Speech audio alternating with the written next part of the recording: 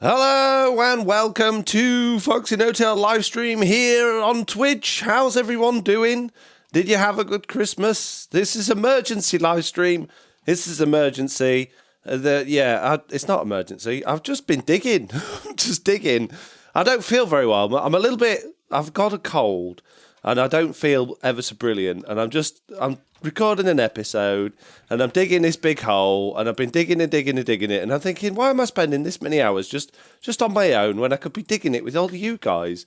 So I thought, hello, and I'll start a stream. So that's what I've done. So it's not going to be my usual sort of type of stream. It's just going to be a bit of a chill out one, just a laid back, easy going. Nothing really particularly interesting, but just so you can see what I'm up to, and we can talk about stuff and whatnot. I'm just see if I can find some music actually while I'm doing this, and I've forgotten to put a playlist together, so I'm gonna have to go do things one at a time on my music thing, I guess. Please let me know if it's too loud. It sounds really loud in my headphones, so it might be loud for you guys. Let me know. We've got Dispatcher here, Commander Kevin, the Bang Boom, Comrade Chaos, Binary Bob Hope, Ponting Plays, Smooth Block 85, Click 43, Atomic Crafter. Hello and welcome. How are you doing? I've done literally nothing over Christmas in terms of Minecraft or admin or anything like that, so I'm behind. We did the giveaways on the live stream day, which I am still yet to actually send out the merch for, but I am on that. It's on my to-do list of things to do either today or tomorrow, so those things will be with the winners very, very soon, so that should be good. How are you guys doing? Did you have a good Christmas? Have you had a good New Year? Is 2020 being the best year ever so far, or is it just kind of the same as usual? Let me know. Snowy Horned Owl's also here saying hi. Hello. How you doing? Hope you're all good. I'm walking into chests because I'm not watching where I'm going. Is that the horrible one that's more of a sore throat and a temperature? That's what I've got, says Ponting Plays. Dispatch says, thank you for that. Made the holiday more fun. You're welcome. No, I don't have a temperature. I don't actually feel that bad, although I'm tired because we were actually having a truly Bedrock meeting last night. And because most of the people are in the USA and I'm here in England, the meeting actually started at 3 a.m. my time.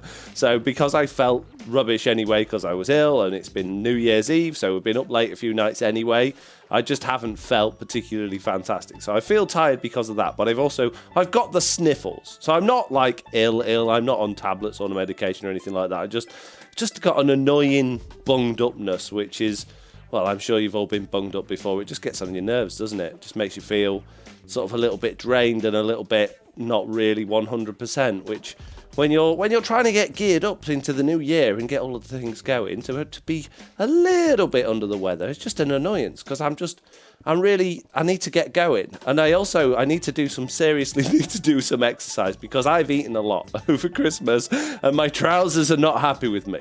When I put them on this morning, they were like, whoa, whew, well, you've got fat, haven't you? And I was like, yeah, a little bit, I guess. So I need to do some exercise. But again, when you feel bunged up and stuffy and not quite 100%, it's the last thing on your mind is like going to the gym or doing anything like that. Don't you find? I find that anyway. Anyway, how's everybody doing? How's everyone doing? I'm talking, but I'm not reading the chat and answering questions, am I? Same old Smail, says Atomic Crafter. Doing okay, says So Hard Arrow. Donut says hello. Tej says, hello, Foxy in chat. Hi, Tej. Ponting says, hi, Tej. Click says, doing great. Kids are on a break. Going to take them out for breakfast this morning. That's great. That's good. Yeah, Jack and Oliver have been with me from Christmas Day night until last night. So we had a really good time. I've had my kids with me all that time. I'm now back to just being me, all on my little lonely. But that means I can get cracking with, like, YouTube and stuff like that. So yeah, I had a really, really lovely Christmas with those guys. It was lovely. Doing great, says Dr. Brianfield. Taking a little break from Minecraft before the patron server launches. I don't blame you. Yeah, I took a break from Minecraft myself this Christmas. I haven't played any Minecraft at all until today. And today I've just been digging out the area underneath my base, and I'm going to be digging out more and more and more of it. And I just thought, what's the point in doing this all on my own when I could be doing it with you guys? So here we are, streaming away, digging a hole. It's very exciting. And Clay's Food has just subscribed. Thank you very much with Twitch Prime. That's amazing. Thank you very much for that. I didn't get a did link in my ear, though, so I'm not 100% sure why why it didn't tell me about that, but thank you very much. It may be muted. It doesn't look like it's muted. Don't know. Weird. But thank you. Appreciate it. Love the video with your kid, says Dispatcher96. The one I did with Oliver. Yes, that was a nice little video, wasn't it? I didn't know whether to put that out or not. I didn't know whether that would be a good thing to share with everybody. He's desperately wanted to record a little video because he watches my videos and he's like, I want to be in one of your videos. And I sat down with him one day and we just sort of recorded together, and he really liked it. And he keeps asking me he wants to do another one, and he wants to do one with Jack as well. And I said, oh yeah, okay, we'll do that at some point then. But it's I don't know. I don't know. Sharing stuff like that on the internet, it's a little bit. Sometimes you can get people that, you know, don't appreciate it the way other people do. Let's put it that way. But to be honest with you, 100% of the responses have been absolutely lovely. So I haven't got that to worry about, I guess. But there's always that worry there. Your son Jack is confident player, says Claire's Food. Yeah, that was Oliver in that one. Jack's 14 now. He's he's not overly. He still plays Minecraft a little bit. He's not like he used to, but yeah, I did a lot of videos with him when he was younger. Back when my channel was a lot smaller, he was quite frequent on my channel. Long time ago. I was digging in my base when I got your twitching bell. Excited to see you live. Oh, live. That's from Clay's Food as well. And Atomic Crosser said, it was a fantastic, great video. Thank you very much. I had a great Christmas and New Year's. Thanks for asking, says the Bang Boom. You're welcome. I'm glad you had a good time. And Jack's dad says, it was great. I told you it was your best videos yet. Oh, you're one of the ones that said it was my best video yet. I did wonder about that. It's like, because obviously it's very little production, not very good quality audio. And yeah, I got a couple of people saying, oh, this is your best video. And I'm like thinking, I don't agree with you, but thank you very much. So I guess it was in terms of cuteness, maybe. Sup, Foxy, says that awesome KK. Not a lot, that awesome KK. Sup with you, bruh. I wouldn't have missed that video for something massive. So cute, you and Oliver. What? I don't understand. Don't make sense to me, that one. Bear in mind, I'm working on like 5% brain capacity today, so, you know, be gentle with me in the comments. In the chat, just, you know, if I don't understand, I know normally I'm pretty dumb when it comes to understanding the chat, but today is going to be extra specially dumb. Watching Mandalorian. Oh, no spoilers. I just finished watching it yesterday, in fact. Me and Oliver watched the finale of it, and it was really, really good. I enjoyed that. So, yeah, but I won't share any spoilers, just in case anyone's interested in seeing that. We still don't actually officially have it here in the UK until March. We're not getting Disney Plus until March. So most people in the UK will be sitting and having to wait for that for a long time yet still, which is crazy. Cat, says Clay's Food. What? Pontyplay says, the best part for me was when you went to start and Oliver was like, not there, and then moved 3 blocks away. I know. So we're going to build it over there, right? Okay. And I think he had in his head that we were going to do, like, I don't know what he had in his head, to be honest with you. I think he wanted us to do, like, 2 individual ones at first, but then, like, 1 together. I'm not really sure, but yeah, he was very particular with exactly what block we started on, which was nice. You know, at least he knows his own mind. That's good. He's very confident.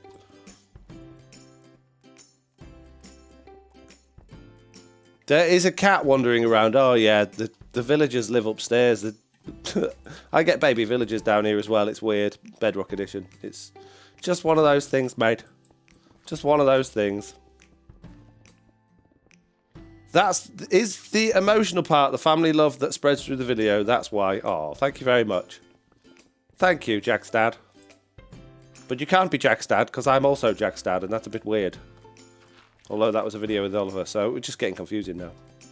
The Gingerhead Man says, hello, Foxy. Greetings from Texas. Hope you had a good holidays. I did. A lovely time. Thank you very much. I had a well-needed break, a well-needed rest. Got to spend an amazing amount of time with my kids, which was fantastic. And altogether, just had a really nice, relaxing time. Nothing too strenuous. We didn't go too many places. A little bit of the kids being a little bit ill and myself being a little bit ill over Christmas, but didn't let it ruin our days. We just spent our days watching films and TV and playing on the Nintendo Switch and building Lego. I think I've built more Lego in the last week than I've built in the rest of my life. So yeah, we've done a lot of Lego. Oliver's just got into Lego, and he got a lot of Lego sets for Christmas, which was good. So that was good fun. Done a bit of cooking, done a bit of cleaning. Got my Christmas tree down already because we got it early and it was very much dead. We got a live one this year rather than normally I use a fake tree. But this year I decided it would be a nice thing to get a live one, and it was lovely, but yeah, we got it early and it died. So yeah, it was a bit droopy by the end of Christmas. Lego is awesome, says the gingerbread man. It absolutely is. It is completely awesome. I love Lego. We've got absolutely tons of it as well, because all of my family's always been into Lego. So I've sort of collected everybody's Lego over the years, and we've got 2 giant tubs of it downstairs, like more Lego than you could ever possibly know what to do with, going all the way back to like the 80s. So they've got like the original 80s Lego in there mixed with all of the modern stuff as well. So got a good selection. Recently finished the Lego UCS Falcon. Ooh, that sounds good. That's Dr. Brian Fields there. What is your favourite set that you have? I don't have a set as such, but when I was young, my favourite thing was Lego Technic. So it was like the ones with all the motors and the gears and stuff like that. So when I remember, I think I was 7, and the Lego Technic set, the big one, was for like 12 plus age range, and I really, really wanted it, and I got that for Christmas when I was 7, and I never came out of my room for like 2 weeks afterwards. I went through, because you could build so many different things with it as well, and I literally built every single thing in the book, and it had cranes, and it had stuff that would, like, you could put a pen in it, you could use the controls to draw pictures and stuff like that. There was diggers and JCBs. Yeah, it was amazing. So that was my favourite set. Another set I really liked, that I had the original Lego pirate ship set. Again, many years ago. So way before like any of the latest piratey Lego, like before Lego City or all that sort of stuff. So I really liked that. It was a big giant pirate ship. That's gone missing. I don't know where that went, but that's no longer with us, sadly. Music's a bit quiet for me, says the Bang Boom. Right, okay. Let me do something about that then. How's that? Any better for you? Hopefully it will be. It's too loud now, Foxy Doto. I'm sorry. Sorry, mate. Always getting it wrong, aren't I? I need to do my... did anyone here catch my Boneworks live stream? You know, the VR one that I was doing? Is that... Oh! C-Bones, subscribe. Thank you very much for your subscription. Appreciate it. Yeah, did anyone catch my... my VR live stream, the Boneworks one that we did? I really want to do the second part to that. I'm desperate to play more of that game, and I just haven't had a good time to play it. And yeah, I'm hoping to do that in the next few days as well. So really like that. That was such good fun.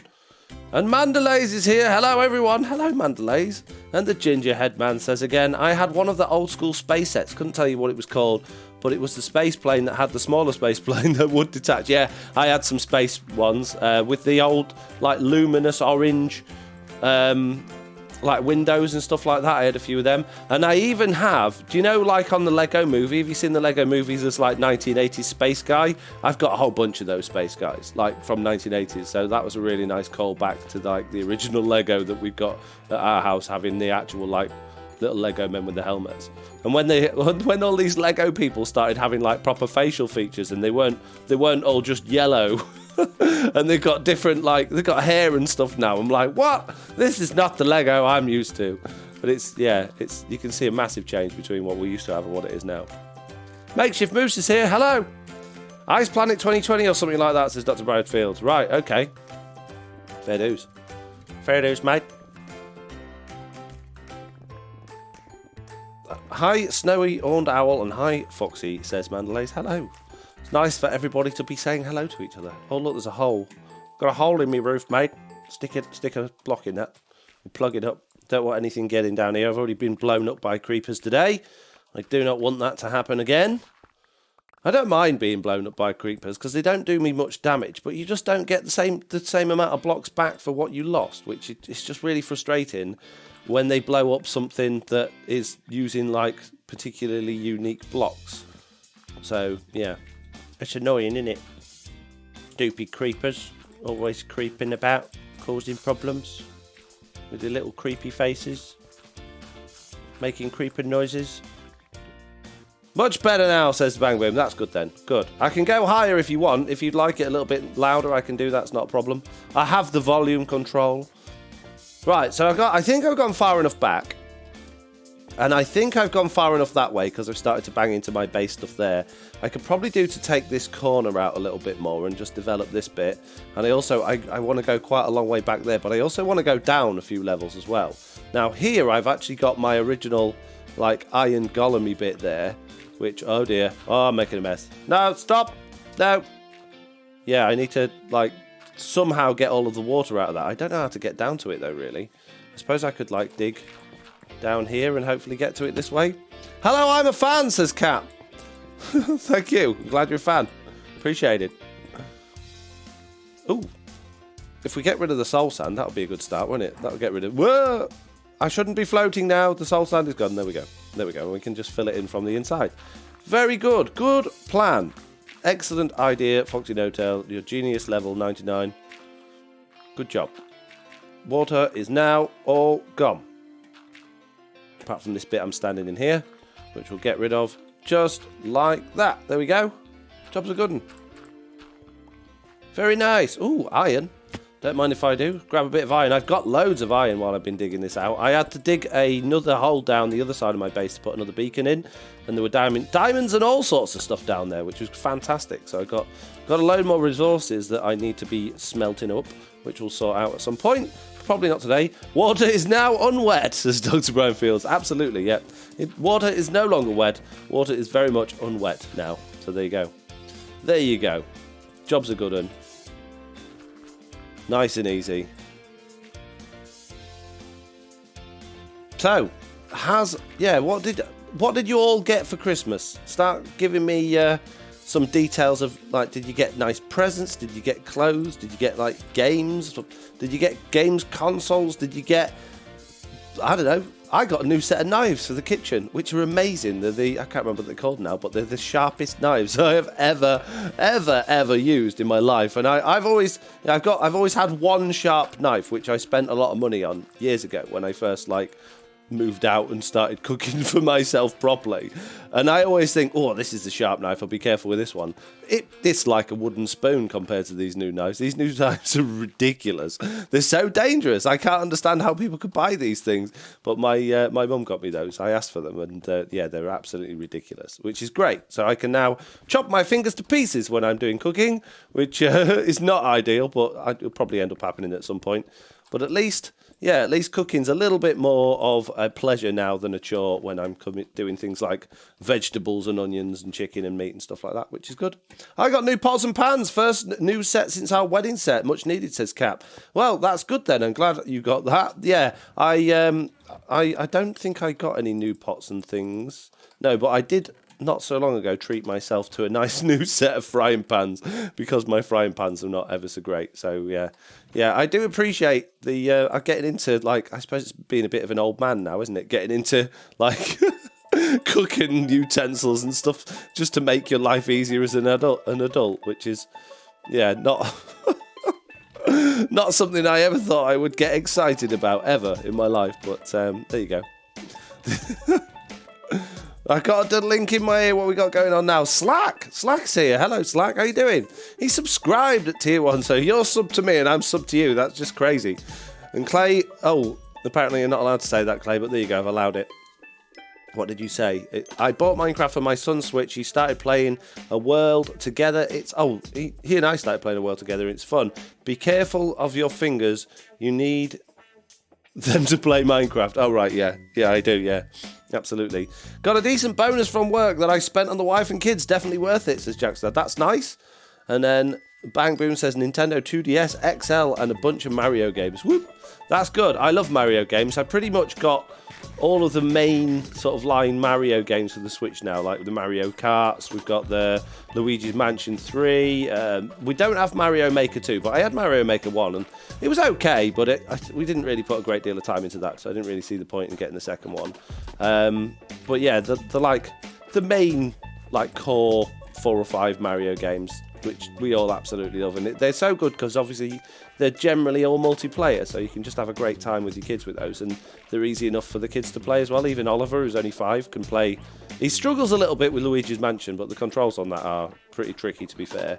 But like Mario Kart's great. Mario Kart 8 Deluxe on the Switch is fantastic because not only have they added a load more more levels from the original Wii U version, which is basically a remake of, or like a remastered version of, but they've also added in like auto accelerate and auto steer, so he can play it perfectly well, but if he gets bored or if he's struggling, it will just keep him going and keep him on the track, which is absolutely fantastic. So we can actually enjoy playing that, all 3 of us together now, rather than him just having to watch and get frustrated because he can't do it, which is nice. And he's really good at the new Super Mario Brothers. So there's that. We had that on the Wii U as well, and we've got the Switch Deluxe version of that now, which has got new characters and new worlds, and I think they've changed quite a bit of the level design as well. And they've also made that really easy as well, because now you can play as like the Nabbit, which is like the little burglar rabbit with the backpack on. And if you play as that, you can't get killed by monsters. So the only way to die really is to fall off the edge of something, which there is a lot of that in Mario, to be fair, but it makes life a lot easier for him when he's not having to deal with the bad guys and stuff in Mario, which is great. Or you can play as Toadette, whose special move, like there are certain new special items around the game, which if she uses those, she turns into Princess Peach, which means you can not fly, but you can do like a really big long double jump and glide around, which makes life loads easier. So there's like various levels of difficulty on it now, which I think is a really, really nice step forward for them to have made with that game, which is good. Any other Switch games you recommend to 5 to 7-year-olds, says Makeshift Moose? Untitled Goose Game, we've played a lot of that. That's really good fun. It's relatively simple controls to get hold of. Heave Ho's quite good. Oliver struggles a little bit with that because it hurts your brain a lot trying to remember which is your left and your right hand, believe it or not, when your character's like upside down and things. But it's really good fun, and we all had a good laugh playing that as well. He likes Ludo, like the board game Ludo. He got that on for 59 pence on the Switch, and he loves playing that. And Mario Party as well, which is a bit slow, but it's really nice to be able to play as a family, and that's dead easy because there's only one button you have to press effectively, so that's good. The mini games are a little bit tricky if you're like for 5-year-olds, I would say, but the majority of the game is suitable, I would say. Is the new Patreon servers console friendly? I don't know much about Realm servers. Not really, unless you use that thing that you can use to make it work on Xbox. It won't work on PlayStation, but PlayStation won't work on Realms or anything at the minute, and Nintendo Switch won't work, but it will work for Xbox if you use... There's basically a tool you can download to make it work or something. I don't know. I don't understand it. Slack knows all about that, I think. And also Zap on Truly Bedrock knows all about that. Hit him up. I think he actually did a video on it recently as well. So if you want to check his channel out and check his video, that should tell you all about how to do that. My son's big gift was Luigi's Mansion 3. We just got done with the mechanic guy in the sewer. Oh, we've just done that one as well. He's 6 and has to tell me what to do. Wow, you've played it, put a lot of hours in then if you've only just got that for Christmas, because that's a long way. Well, I feel like that's a long way into the game. And we've just done that bit as well. And that was quite... Some of the bosses on that are really hard, especially when Oliver likes to be Gooigi, and you often need Gooigi to be to be quite helpful. And Oliver's not ever so good at controlling him. So, yeah, it's difficult to do, like when you're trying to play both characters at once.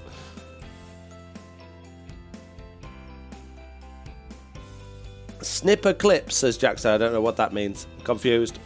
Very confused. I still use my old N64, says the smoothed block. The N64 was amazing. I loved that. Super Mario 64 was great. I never actually had one. I only ever played on my friends. But I played that. I loved GoldenEye, obviously, as well. And the other games that I liked, I think it might even have been on the Super Nintendo, but with F-Zero and Star Fox.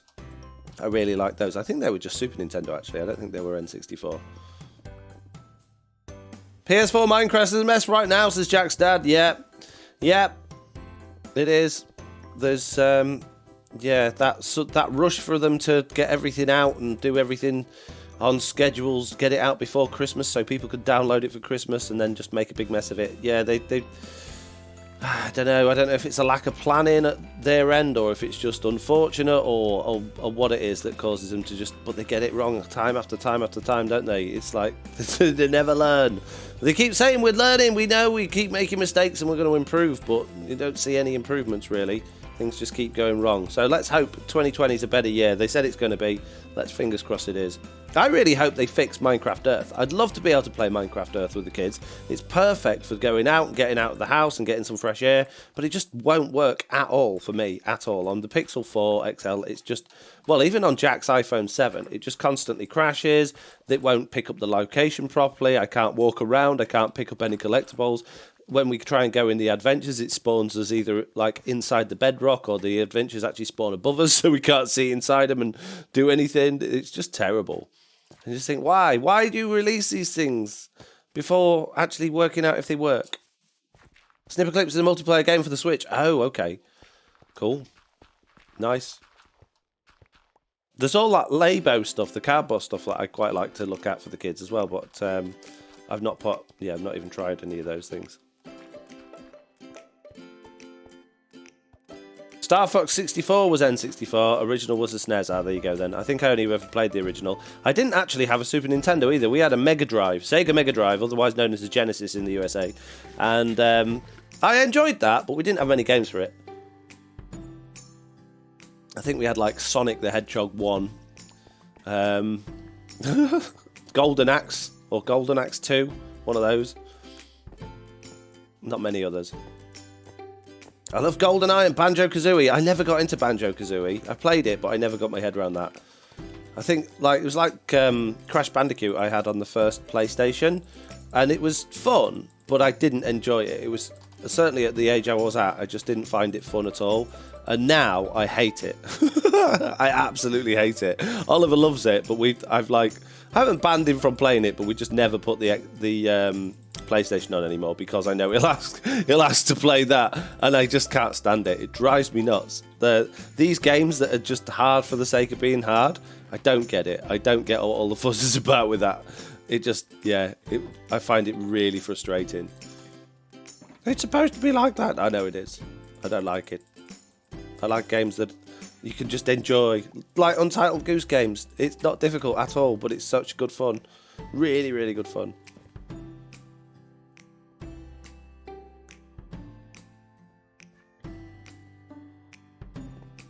The Labo stuff is great. Definitely worth it for younger kids 6+. Elder Mac says, I think everyone had once on Sega Mega Drive, and I think everyone knows the extra... What? Extra? I'm confused. I'd rather Mojang spends a year just bug fixing Bedrock than giving us real updates. They're never going to do that, though. It's the updates that get people active on the game and get people to the marketplace. So, while that's at the end of the day, as much as we hate the fact that it is a money-making machine, it's that's the end. This is what games are. Games are a means for somebody to get paid at the end of the day, and as much as Minecraft is massive and it's owned by Microsoft who have loads of money, at the end of the day they are a business and they're not a charity. And if they want to keep developing it and keep expanding it and keep creating new avenues for Minecraft, like Minecraft Earth and Minecraft Dungeons, they need to make money from it. So it's unfortunate that drives everything, and they don't put in half the effort they should do to make things that don't work. But that's why they push the updates, and that's why they push the marketplace, and that's why they keep giving us more content to keep bringing us back to the game, so that we keep coming back and spending more money on it, and it keeps the idea of Minecraft fresh in our heads. And therefore they can put out things like Minecraft movies, which I think there's one in the mix, and Minecraft story mode and all that sort of stuff, and people will then buy it because Minecraft's just a big thing. Even if it's just a word, it has so much brand power now that it's ridiculous, really. So they're never just gonna go, oh, do you know what? Let's do it for our audience, because they can't afford to. Well, they probably can afford to, but it's not how it works in business. If you ain't making money, your product is duff. It's no good. I would pay for Minecraft updates if they work properly on release. Yeah, I would as well, but kids wouldn't, and their parents wouldn't. Some of them obviously would, but that would kill Minecraft. If they said, "Oh right, it's going to be $5 for every update," no one would update. Well, the core audience would, like not the core audience, sorry, the people that play it regularly would, and the kids whose parents were generous would, but then they'd be waiting for Christmas and birthdays to update it and stuff like that, and there would just be frustration. Well, they keep bringing out all these updates and they always cost me more money, and there would just be anger from the other side of things then, and I think that would kill Minecraft. The only way they're going to keep this going the way it is to keep the updates free and make the money in the other avenues that they can, which I think that's what they're doing, really. At the end of the day, like 90% of the players that play Minecraft are casual, I would say probably under 13s that don't get too deep into the game. They probably start a world, get bored of it after 15 minutes and then start another one, maybe play that for half an hour and start another one. It's not the same sort of people that you and I are that play for extended periods of times in worlds that last a year and stuff like that, and they've got to cater to the majority of their audience.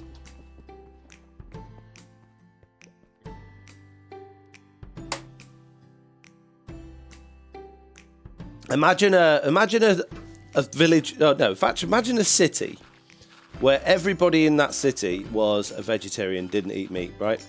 And then somebody opened up a hot dog stand. It would be crazy for them to just only sell hot dogs because they were being true to hot dogs rather than selling a meat-free alternative to hot dogs. I know that's a really crazy analogy, but it's effectively the same thing. It's the game. The majority of the people playing this game are the vegetarians in this situation. It is the kids that are not making the most of the game, effectively, not exploring all the mechanics and don't notice all of the bugs, and that just want the new skin packs and the new map packs because they want the fun out of it and not the long-lasting part of it.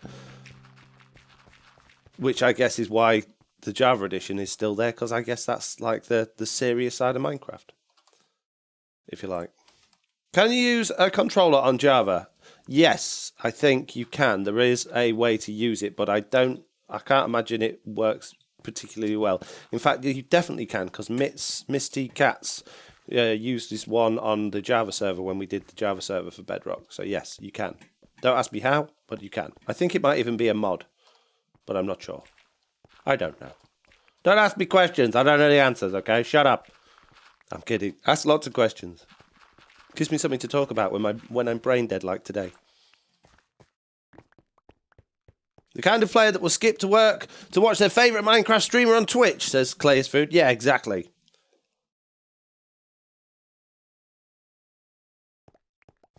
Minecraft is already getting hate for the marketplace, which is the most benign way to have microtransactions. Yep, only from a very small group of people. It's like they get hate for all of the bugs and problems in the game, but only from a very small bunch of people. The difference now is that they're actually talking to that small group of people, which are content creators, which are the people that are selling their game for them. The content creators aren't actively blasting the marketplace. If they did, if there was an actual genuine issue with the marketplace and content creators were saying, I don't like this because of this, then things might change. But there's absolutely nothing wrong with the marketplace from what I can see. But then I don't use it, and I refuse to use it because I don't want to give them any more money until they actually fix the core part of the game, which is me just being silly and stamping my feet and having a strop, really. But for a lot of people, it's great. You know, I know, look at Fortnite, how popular that was at making money because everyone wanted the next battle pass and everyone wanted the next skin pass. Well, if that's what people want, why is that an issue? People want to spend their money on doing that. Why is that a problem? I didn't want my kids doing that on Fortnite. The problem I had with Fortnite was the fact that there was so much negativity around it. The YouTubers for Fortnite were saying things like, if you don't have this latest battle pass, you're a noob. And the developers were paying them to say that, which was effectively bullying and mental abuse, which Jack, my eldest son, really suffered from at the time when Fortnite came out, and I wouldn't let him have the latest battle pass every few months because it was just, as far as I was concerned, a waste of money it upset him to the point he was in tears because his friends would think he was a noob, which I just thought was absolutely ridiculous. But that's my point of view as an adult, as opposed to the situation he was in as a child, having to deal with his friends calling him that and feeling like the kid that goes to school with holes in his shoes. Do you know what I mean? So if those things exist, great, but deal with it in a nice way. Fortnite was toxic and still is to a certain degree. And the fact that the reason I didn't let him have the battle pass, the main reason was because when it logged in, I went to pay for it with my credit card, and it says, we will keep your credit card details on file so that you can instant buy everything else. There was no option. There was no untick this box if you don't want that to be the case. It was basically, we're going to give your kids free access to your credit card so they can just click and buy whatever the hell they like, which was absolutely a big no in my... I was not doing that, because I know as a young person that is driven by peer pressure, there's no way he could hold himself back when the next battle pass came out or the next skin pass came out, and it would cost me a fortune. And it did cost a lot of adults a fortune. Whereas the marketplace on Minecraft doesn't do that, as far as I'm aware. I don't think it... Well, it certainly doesn't force you to. Jack's dad just subscribed with Twitch Prime. Thank you very much. I'm fine with the marketplace, but never use it, so yes, says Bang Boom. Exactly. It's fine. It's not... It's just there. It's an option. It's giving people an option at the end of the day. It's not... It was obvious at first that Minecraft had gone from being this small sort of indie development team to something corporate, which upset a lot of people because they're like, oh, well, hang on a minute. Minecraft has always been about the players in the game rather than the money. And obviously Microsoft bought it out and they did that, and it just made it very obvious that that was the goal, which is initially quite jarring. But if you think about all of the stuff they've done since then, and all of the events that they put on, and all of the community stuff that they do, and all of the people that they're hiring, and all of the developers they've got, you've got to make the money to pay them from somewhere. Won't do something if people always tell me to. What? Yeah, I never got into Fortnite because people always told me to get it and I'm stubborn. Oh, I see what you mean. Yeah, I just think it's... If the developers are actively trying to get children to steal from their parents or lie to their parents, I think that they should be locked up, to be honest with you. I think it's disgusting that they're doing that. There's the marketplace for texture packs and skin packs, fun stuff, says Smoothblock. Well, there you go. I like to make my own, but then I can on the PC version. If you're on a console edition, I don't think you can. I think you've got to use a skin pack one or play as Alex or Steve, don't you? Is that right? Am I right with that? I think I am. Maybe. Who knows?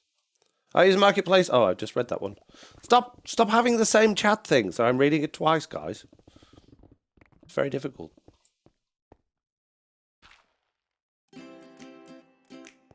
I think I just had that one. Let's play that one instead. I use the marketplace sometimes when they have free stuff. Other times I've used Bing rewards points. I've never heard of Bing rewards points. Not a clue what they are. See, that annoys me with Microsoft and Apple.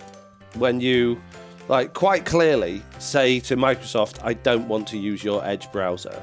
I want to use Google Chrome. And you set that as your default browser. Yet, if you type in something in the Windows search bar and it's not instantly found on your computer, it launches the Edge browser and launches the Bing search engine to give you a result. And I'm like, no, I don't want that on my computer. Just get rid of it. I don't want to use your stuff. I want to use other people's stuff. And the fact that they integrated it so deeply, just find it really frustrating.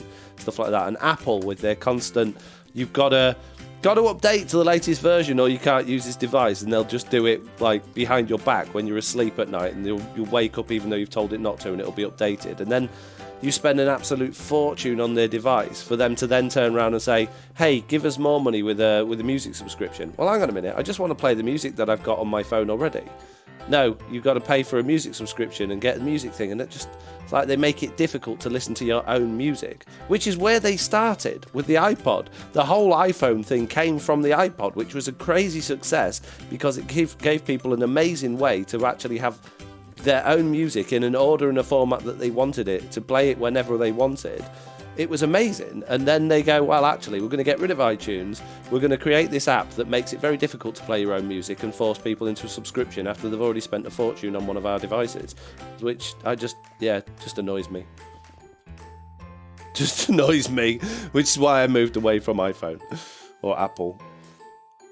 We got this here. It's the Dark Forks lair, maybe. What do you mean? Oh, any hints about what you're planning in your basement here? I have. No, I'm not going to explain that in the live stream. The video that I'm recording today, which is why I'm digging this out, will explain all of that. But I'm not going to give spoilers in stream today. You'll have to watch my videos.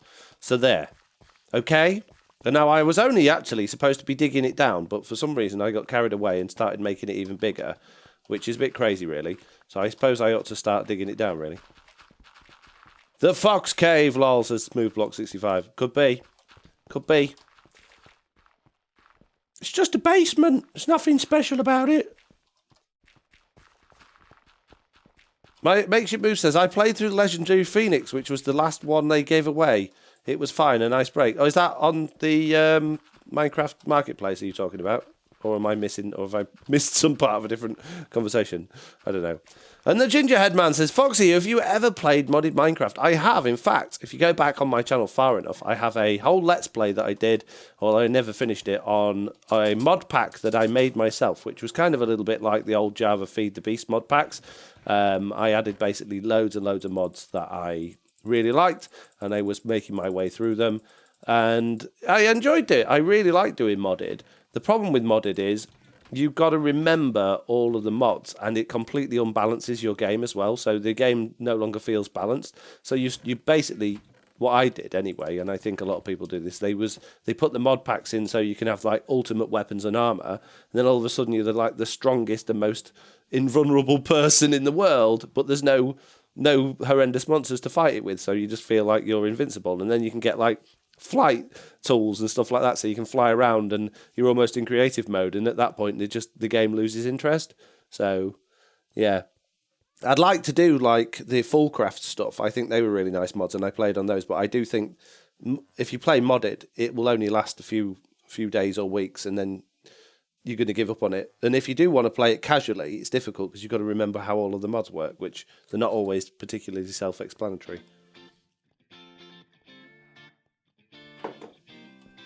But yeah, I do like mods. So there you go. Cap says, the only reason I go to the marketplace is to get the maps that Zloy promotes. Yeah, Zloy's good at that. He's, I don't know why he's keen on promoting them. Maybe those videos do well on his channel. I just feel, like I said, I don't like promoting people to spend money with Mojang when they clearly haven't made the game work properly yet. If they did that, if they like showed that they were putting in a lot of effort into making the game work, and they were putting out updates that were fixing the problems and not causing more, I'd be really happy to support them and go, like, hey guys, look, this is my favorite map on the marketplace. You should definitely go and check it out and play it that way, and like give something back to Mojang that way. But I just can't. I can't justify doing that in my head at the moment, just because nothing works. It drives me crazy that, like the server software that we're running on now, they've broken that. The latest version of the server software doesn't actually allow the game to save itself properly. So as much as it like saves the game, that when you when it makes a backup of the game, so that if it ever gets corrupted, it'll roll back. It's supposed to save all of the database files, and it misses like the most important file, and it can't copy it properly because they've broken how that works. So even the servers are broken now. So realms are broken now, the servers are broken. It's like, oh, come on guys, give me a break. Just make something easy to do in Minecraft in terms of playing it multiplayer. I enjoy playing with vanilla mechanics, but the texture packs for different world themes.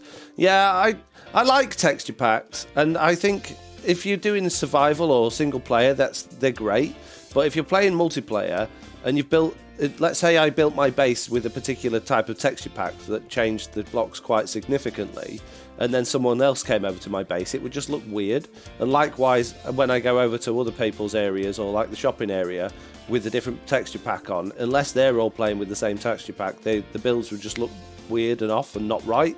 So yeah, I think texture packs are They're really nice, but I prefer just the look of vanilla, and I think it just at least means everyone has the same.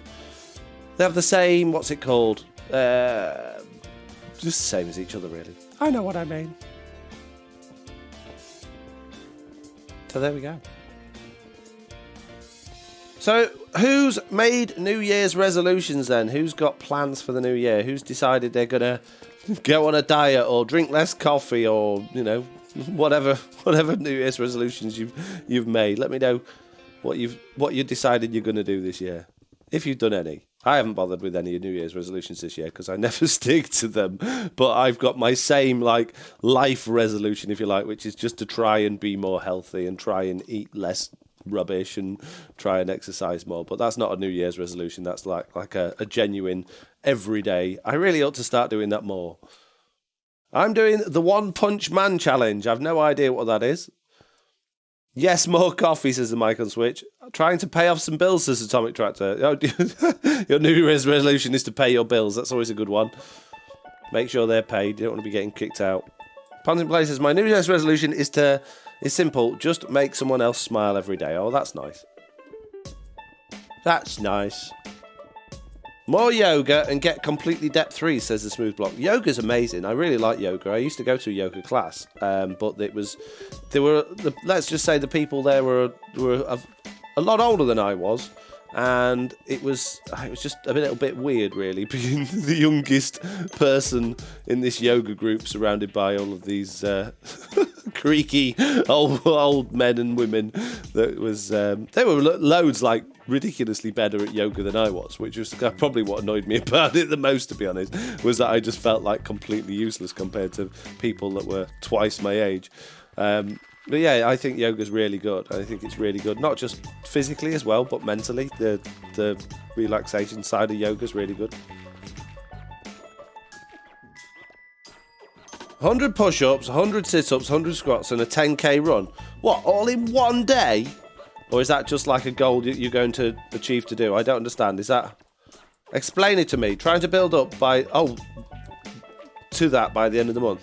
10k run? Oh, I don't like running. Give me a bike any day. I like cycling. Cycling's fine. Running, oh, no. Boring. It's like going for a long walk. Great if you've got like a mountain or some nice scenery or someone to talk to. Like a long walk's... Or a dog. You know, long walk's nice. But just going for a walk, for the sake of just going for a walk, is boring. Boring! Give me a bike. Let's go for a bike ride any day of the week. Bike rides are fun. Yeah, I couldn't imagine it much worse than trying to do a 10k run, to be honest with you. I know, I each their own. I know a lot of people, myself, that really enjoy running. It's not something I get any sort of kick out of at all. I much prefer to just go, get on a bike and go for a 15, 20 mile bike ride, which is great. I don't do it as well, hardly as often as I should, but when I do, I really enjoy it. I like to get back into shape so that I can do some more half marathons, maybe prep for a full marathon next year, says Dr. Pricefields. That would be cool. I mean, hats off to people that do marathons and things like that. I think my brother and my dad, obviously my brother's a little bit older than me, when I was young, they used to do like fun runs and half marathons and things like that. My brother's really sporty, he's into all sorts of fitness and things like that, so that was up his street, but it just never did anything for me. I've done a few like charity bike rides and things like that though, so I've done my bit, a little bit.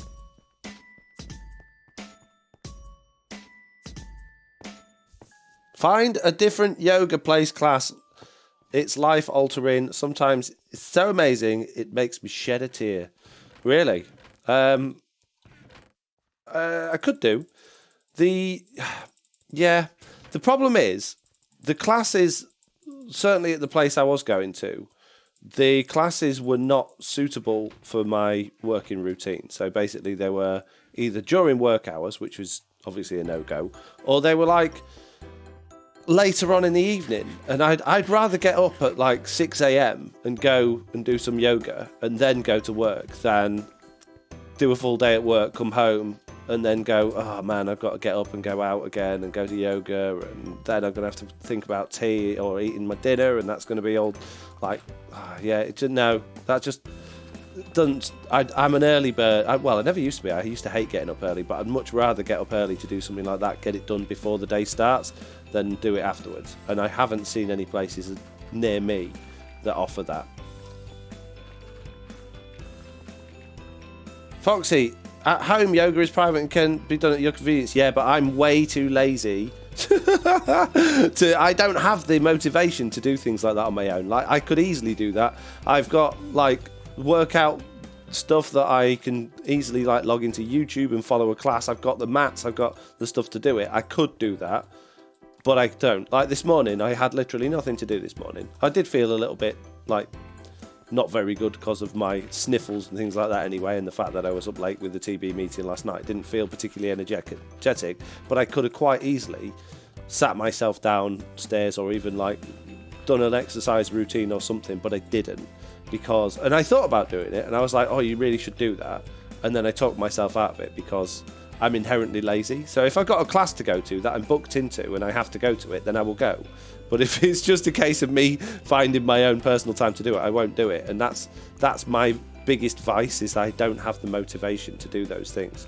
I need somebody to be like there. I need a personal trainer or something like that. I need somebody to be there saying, look, get off your lazy butt and get yourself doing some yoga and like being mean to me and making me do it. It's the only way I listen.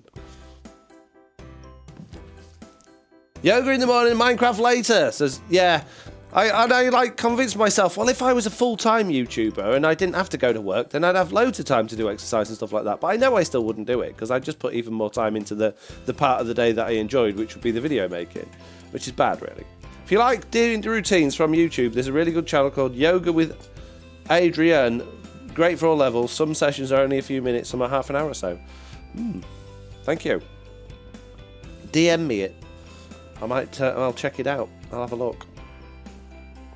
Problem with the stream chat is once the stream's finished, it disappears, and I can't like go back through it and check it out. And I ain't got a way of writing it down while I'm doing a Minecraft stream.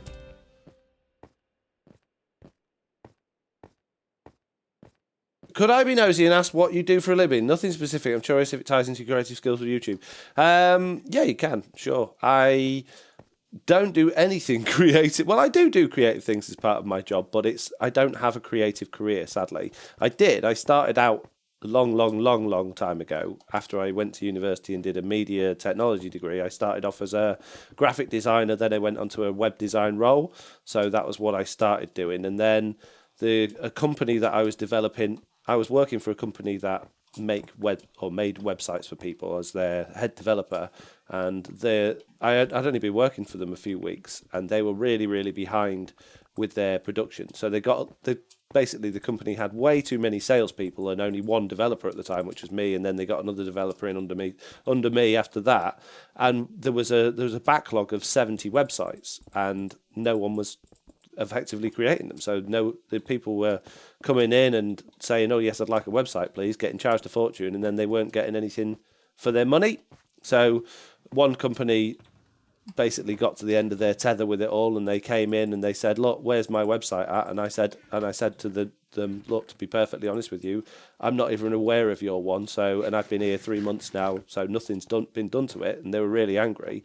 So they said to the guy that owned the web design company, look, if you don't do our website or get it started soon, we want our money back. So the boss said to me, hey Foxy Hotel, because I was called that back then, honestly. No, he said, look, you need to get this website up and running in the next few days. And it was a massive, huge website with loads of stuff that needed doing. And I was like, oh man, I said, no, there's no way I can get it finished, but I'll get a good start on it. So I started this website. I got it to a point where it was doing most of the stuff it needed to be doing. And they came back in the next week and said, oh, this is considering the amount of work that's been done in the last 6 months and what you've done in this last week, that's amazing. Do you want to come and work for us directly? So I was like, yeah, okay, because they were near me locally. They offered me the same amount of money. It meant I didn't have to travel. And so I went to work for them. And that was a food machinery business that was also doing stainless steel fabricating and stuff like that. And the guy that I was working directly under was all to do with food processing and packaging machinery, selling it second hand, buying it in, doing it up, and the website that I was designing was designed to basically offer and promote that, and it was a database of used machinery that they could upload. And basically, long story short, I ended up working for them. I worked for them for about a year. They then, their business changed a lot, and one of the guys that was the bosses said he didn't want to do it anymore. So he went off and did his own thing, and that left me and the other guy to be on our own. So we set up our own little business that was just to do with food machinery and buying it and selling it and fixing it and doing second-hand. And I basically started getting really hands-on with it, and I already had a little bit of an engineering background from other stuff as well I'd done outside of that. And I ended up basically after a few years just being the guy that did pretty much everything. So I was no longer doing just websites. I was doing obviously all the administration stuff, the accountancy, the stuff like that. And I was even going on site and fixing the machines and doing the installations and organising like ordering machines. Then we like expanded the business to do other things where we would import machinery from other parts of the world and put together projects for people, and basically grew that business to a point that it was a lot more than it started. And then after a few years he decided he didn't want to do that anymore. He just wanted to go back to the simple life of wheeling and dealing second-hand machines, and so I ended up starting again on my own, and that's what I do now, just on my own, basically importing machinery, selling machinery, fixing machinery, and I hardly do any media stuff at all, although obviously I get to do all of the advertising and marketing and promotional materials myself, so that saves me a lot of money. So there you go. Ta-da! Long story, I work with machinery, and it takes me all over the UK and even sometimes the world. My biggest claim to fame was I put in a load of packaging machinery into a company in Barbados, which was good, so I got to spend some time over there. And I went over to the States and did a huge installation over in Portland, Oregon, which was fun. That was good. So I get about a bit with doing those things, and sometimes it's good business and sometimes it's bad business, but it's a small business. It sounds good, but it's very small. It's just me, and it keeps me going, and it pays my bills. That was really interesting. Thanks for sharing, says JCB. Thank you. Thank you for not falling asleep while I bored you to death with my my monotone, because I don't feel very well and I'm very tired, boring work story. Seems interesting. I think you said you work with machines that I use in my job, making flex packaging. Yes. Yeah, like vertical form, fill, seal packaging machines, to get technical, is the main part of it. Life throws you curveballs. I just moved all the way across the US to switch jobs. Yeah, if I wanted to do where my passion is, which is basically producing videos, editing videos, motion graphics, animation, I'd love to have a job doing that. But where I live in the world, there's just no call for that whatsoever. There's no media industry where I am. And the only way I could do that would be to move to a big city, which I'd love to do. And if I didn't have kids, I would do. But I chose my life early on, and I had my kids, and I couldn't do that. And because they don't live with me, it's not like I can go, hey family, we're going to move to London or going to move to America so that I can do, follow my dream career. I've made my bed, if you like. I have to lie in it now, and I can't. I know a lot of dads do, a lot of people do. They're like, oh well, work's important, so I'm going to move away and I'll see my kids maybe once a month, something like that. I couldn't do that. They're too much. They're too important to me, and I'd rather compromise the rest of my life, if you like, to make sure that I don't miss out on theirs, because they're only kids once. Don't you think you need to be in person to do that job? It's all online, but I don't think... What? Digging down yet, Foxy, or just wider? I'm going to be digging down in a second. I think I'm just about wide enough now. I know, I keep going wider and wider, don't I? I need to stop. I respect that so much, Foxy, says the Gingerhead Man. Thank you. Oh, Slack's online. Hey, Slack. Let's... Hello. Hi. Let's see if he responds to me. Bet he doesn't. Bet he just completely ignores me. You watch. Usual, just pretending I don't exist, that meanie Slack lizard. I'm only kidding. Can you please name that cat, Celeste? That cat's not going to be alive to get a name in a minute. I want two things that are on Minecraft that annoy me, like to the point where I can't stand it. One is spiders. The actual spider noise goes right through me, and it actually, I know it sounds crazy, but it makes me angry when I hear the spider noise. Not the hiss, but the other noise, the like the clacking of its bones or whatever it is, it's like lip smacking. And it's there's a thing called, I can't remember the name of it now, but it's a thing quite a few people suffer with. That's thing to do with noises triggering anger, and the spider one does it to me really bad. So I hate it. I can't stand that. And then cats don't trigger me in that way, but they just annoy me because there's like a non-stop broken record. Meow, meow, meow, meow, meow. They just never, ever shut up. Like dogs in Minecraft will occasionally go woof. Sheep just never, ever stop going bar, but you don't have to have sheep near you, and they don't spawn in your house. Cats, they never, ever shut up. They just drive me insane in this game, and I can't stand it. So, yeah, they die. Mesophonia. Yes, I have it too, says Claysman. There you go. It's horrible. And I don't know if the spiders trigger you. I think different sounds trigger different people, but the spider noise for me, it's horrendous. It's horrible. Like fingernails down a chalkboard, which surprisingly enough doesn't actually bother me. That noise is one that I can cope with perfectly well. Yeah, I think this room's wide enough now. I think we should start digging down now that I've gone through another couple of pickaxes. Usually when others are eating, lol. Yeah, eating noises. It's the same kind of noise, I guess, that triggers me. Which Slack will tell you all about, because when we used to start collabing together, he'd be there, and he'd just start tucking into something, and which is fine, because most people wouldn't care in the slightest, but for me, it was really triggering me. So I used to tell him off, don't eat while we're on voice call to each other, and he was really good about it. He never he just didn't do it after that, which I felt really mean about, but. I'm such a meanie, aren't I? I hate the sound of stuff scraping on carpet. Yeah, that doesn't bother me. Carpet noises is fine. It's that, I don't know, it's that...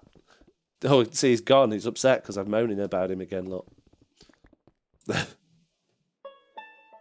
Have I missed much, says Boxing Lofty. Yeah, a lot. Oh, it was amazing, actually. But, yeah, it's all finished now. I can't believe it happened, to be honest with you. It's the first time I've ever seen something like that in Minecraft, and I'd probably never see it again. All the years I've been playing, and it suddenly happened, and then it's just all over and done with. Can't believe it. It was crazy, really. I was gobsmacked, but yeah, it's a shame it's finished. Ha, poor Slack, let the guy eat, bless him. Yeah, I know. Well, I think Slack said you were the one shot. Yeah, yeah. Well, that's why I'm such a bad person, because then he's like, oh, I don't suffer from that, and I had a bag of chips next to me, so then I start munching on these chips thinking, oh, it's going to trigger him in a minute, because it does me, so I can't understand why it doesn't other people, and it didn't. So then there's been a few times after that where I'm just well, if it doesn't bother him, then because we'd record sometimes for 12 hours on end, I'd just maybe have a quick munch on some chips while we were in voice together. Which I feel like such a hypocrite for, because obviously it would drive me crazy if he did that the other way around. What was that, Foxy, says Boxy Lofty. I couldn't even begin to explain it. It was amazing. It was the best thing I've ever seen. You have to watch the replay. I'm kidding. Nothing happened, Lofty. I'm having I don't have laryngitis like you, but I've got a little bit of a cold and the sniffles, and my head's a bit thick. So we're just having a nice chilled out, easy live stream, just digging a hole. So you've missed absolutely nothing other than lots and lots of digging and me sounding very monotone and boring and tired. Wait, chips or crisps? Crisps. Sorry, I was saying chips because I think most people here are probably from the US. In fact, let's have a quick poll in the chat. If you are from the USA, put your hand up in the chat. If you're from the UK, give me a smiley face in the chat. And let's see, shall we? Let's find out. We've got some hands up. Got a smiley face only. Just one smiley face. Boxy Lofty should have a smiley face. Fries don't make sound, or shouldn't. No, exactly. Well, a good fry should, because it should be nice and crispy, a good fry. There you go, look. Few smiley faces there, but the majority are hands up. So I would say, oh, actually, Oh, hang on. 1, 2, 3, 4, 5, 6, 7, 8, 9, 10. Ooh. It says more than I thought from the UK, actually. It's a good mix. On my YouTube stats, it shows that 90% of my viewers are from the USA, which is why I use a lot of American words as opposed to British words, just because of you guys. Like, I'll often say vacation instead of holiday, or trash, or garbage instead of rubbish, or things like that, because I try and make it easier for you. Because I'm a nice person. Canada is a loft apartment. What? Above a really good party. Right, okay. If you say so. Yeah, okay. So now we've got hands up and smiley faces. What should we use for people that are not from either the UK or the USA? What should we use? Let's use a thumbs up. Use a thumbs up. Is that an easy emoji to do? I don't know. What emojis have we got on this thing? Let's have a... Yeah, there is that one there. Seems good. That one. One of them if you're not from the UK or the USA. Let me know. You have to dumb it down for us in the States, lol. I don't think it's necessarily dumbing it down. Just trying to get on your level, I suppose, just so that I can relate in a lot of ways. If I said chips and I meant my chips, you guys would be like, why are you eating sausages with your chips? And you guys over there in the States, you don't even know what a sausage is. You and your hot dogs, that's not a sausage. Yeah, you need to come to the UK and have a proper nice tasty Lincolnshire or Cumberland sausage. Then you know what sausages are. Very nice. Very good. And your gravy's all wrong. Your gravy is not milk. Gravy is a meat condiment. Makeshift Moose. Thank you for following. Oh, I've got a follower. Oh, we've had a few things go on that I haven't seen. We've got Ishan Hassan. He probably said that wrong, has followed, and so has El Pro, and Cbones2 and GamerXcore as well have followed. So there you go. Thank you very much for all of those follows. Appreciate it. Now up to 735 followers. Can you believe it? Crazy. You should come down to Texas and get some barbecue. It's a long way to just pop over. Can I have a lift? My grandmother made chocolate gravy on biscuits. That's not gravy! You're doing it wrong. Gravy is not something for... It goes with meat and vegetables. It doesn't go with snacks and sweets and stuff like that. No, you're doing it wrong. My mum makes amazing chocolate gravy. No, it's not gravy. That's not what gravy is. You're doing it completely wrong. What you did, right, when you guys moved over, when us Brits went over to America, right, early on, and we kicked out all the natives and built our towns and said you can't live here anymore. You took over our language and you butchered it because you forgot what half the words meant. So you're over there in America, claiming this the free world, using our English. And just doing it completely wrong. What was that word again? That word, you know, that thing that gravy, wasn't it? Yeah, gravy. Yeah, it was gravy. No, that's the wrong one. Biscuits and gravy, young. You're gross. We have meat gravy too, says Mike on Switch. I've never heard of gravy meaning anything other than meat gravy. No, it's the crazy American people with their crazy gravy. Just because we like to have pancakes every day. What? Happy New Year to you and the kids, says T. Kimbrel. Hello, Happy New Year. Welcome to the stream. You're just in time. Don't know what for. But hopefully by saying that you won't feel like you've missed anything. Boot equals trunk. Chips equals fries. So many wrong words. Yeah. I don't know. Trunk. That's what comes on. That's what's on an element on an elephant's face. Certainly not on the rear of your car. Pavement equals sidewalk. Oh man. Well, it's at the side of the road where you walk, isn't it? It's a sidewalk. No, it's a pavement, mate. Because it's that's what it's called. Bathroom here is a washroom over there. No, what? Do you call it a washroom in the States? I don't know about that. I watch waiting for you to say the word rubbish makes me giggle. See, that's... rubbish is... Yeah, makes more sense to me than trash or garbage. That's rubbish, that is.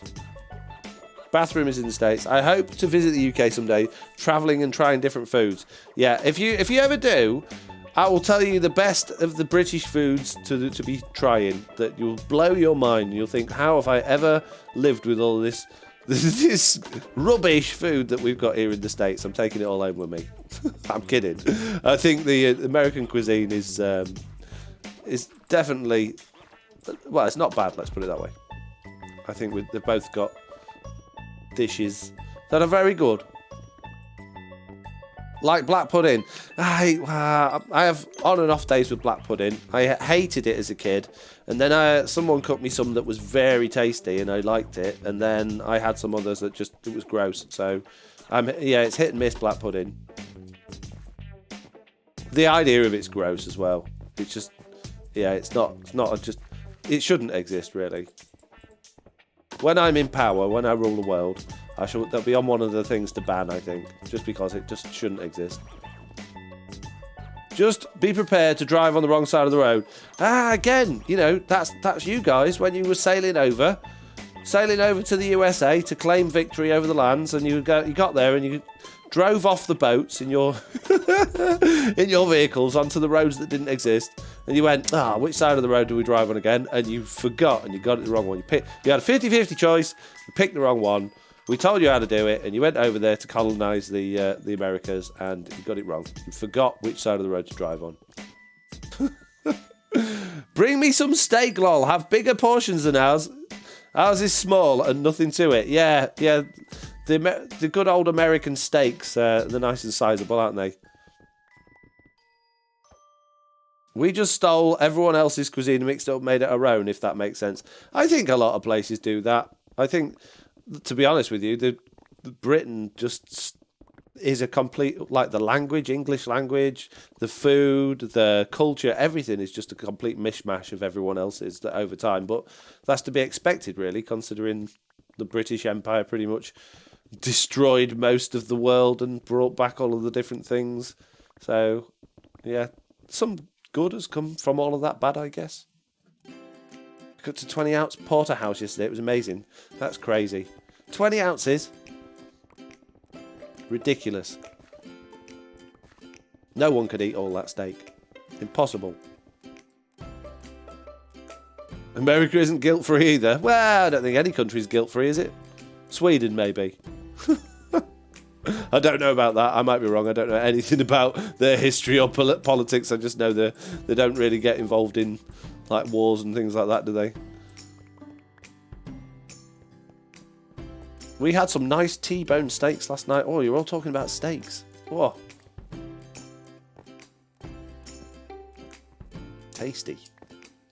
Very nice. What do you think to my nice big hole that I'm digging then? Are you all really, really impressed with the quality of this hole digging? I bet you're all sitting there thinking, I wish I could dig a hole as good as Foxy Hotel can. He's the expert hole digger. Black pudding is amazing. I love it. In a bacon sandwich with mushrooms? Oh my goodness me. Crazy people. To be fair, if you can't put it in... Yeah, everything, in my mind, goes in a sandwich. There isn't one food, and I mean like savoury, not like puddings, but like actual food that doesn't go nicely in a sandwich. You can put anything in a sandwich and it's great. And it's probably better, actually. Any food that you've got, put it in a sandwich, it's better. I'm telling you now. It's just how it is. That's the law. And I'm sticking to it. Peanut butter, yuck, makes me boff. Nice, Lofty. Better digging a hole and watching kelp burn in a furnace like I am. Yeah. Oh, you and your kelp farms. They are. I don't know. They don't interest me. I don't really see the point because considering I know everyone's excited about these furnace XP farms and arrays, but the Guardian farm's so much easier and quicker and on demand than having to muck about with all that kelp and then getting it all to smelt and organising all. No thanks. Getting rid of all of the waste and no, garden farm, easy peasy. Yes, please. Expert digging hole level 99, says the Bang Boom. Thank you very much. What happened to kelp growth? Oh, man. What happened to everything? They take it away. They did an upsie. Is the code finished yet, developers? Oh, yeah, it's ready. We're all ready to go live now. Oh, good. Oh, let's go live. Oh, wait a minute. I missed it. Oh, it's too late. It's gone live now. Oh, we'll wait till next year. It's fine. That's how it goes. Pretty sure. Pretty sure that's how it works. No, we don't want that one. That one. Why did mods cover the word boff? I don't know what word it didn't like on your one. Was it boff that it didn't like? I don't know. Be off? I don't know. Rice sandwich. Yeah, rice sandwiches are nice. Squid sandwich. Well, to be honest with you, I don't really eat squid, but I imagine it would taste better in a sandwich. Garlic bread sandwich, absolutely. Yeah, 100% garlic bread sandwich, very tasty. You should really talk Silk Touch that gravel and sell it to Lie. Yeah, I don't know what happened to my Silk Touch. Oh, I tell you what happened to my Silk Touch shovel. It vanish-rated. Yeah, at the end of my last live stream, I threw it on the floor. I think it happened after the live stream had finished. I was organising things. I either threw it on the floor or I put it in a chest and then the realm crashed and it disappeared. Because when the realm crashes, if you've taken something out of your inventory, it remembers that, but it doesn't remember what you've put it into. And as a result, if you're transferring anything between chests or inventories, you lose it. So my Silk Touch shovel, it died, sadly. It is no more. So thank you very much, Minecraft Bedrock Edition, and thank you for reminding me in the chat. I'm going to be sad and be crying again now over my amazing Silk Touch shovel. Hey Foxy, is there something wrong with your cheers? Try to donate 25 bits, but it says there is a min of 10. What? I don't know. Let's have a look. Hang on a minute. Hang on. I shall press some buttons and have a look. I don't even know how any of that works. Can I do that while I'm streaming without upsetting it? Maybe. Hang tight, guys. I'm on it. Like gin and tonic, as they say.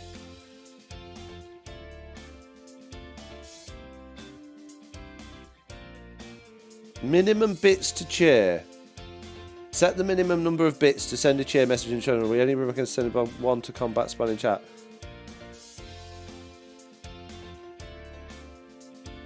For example, if you choose 30, viewers will not be able to send a cheer message with 29 bits, at least 30. Well, it's set to 10. Minimum bits emote is 10.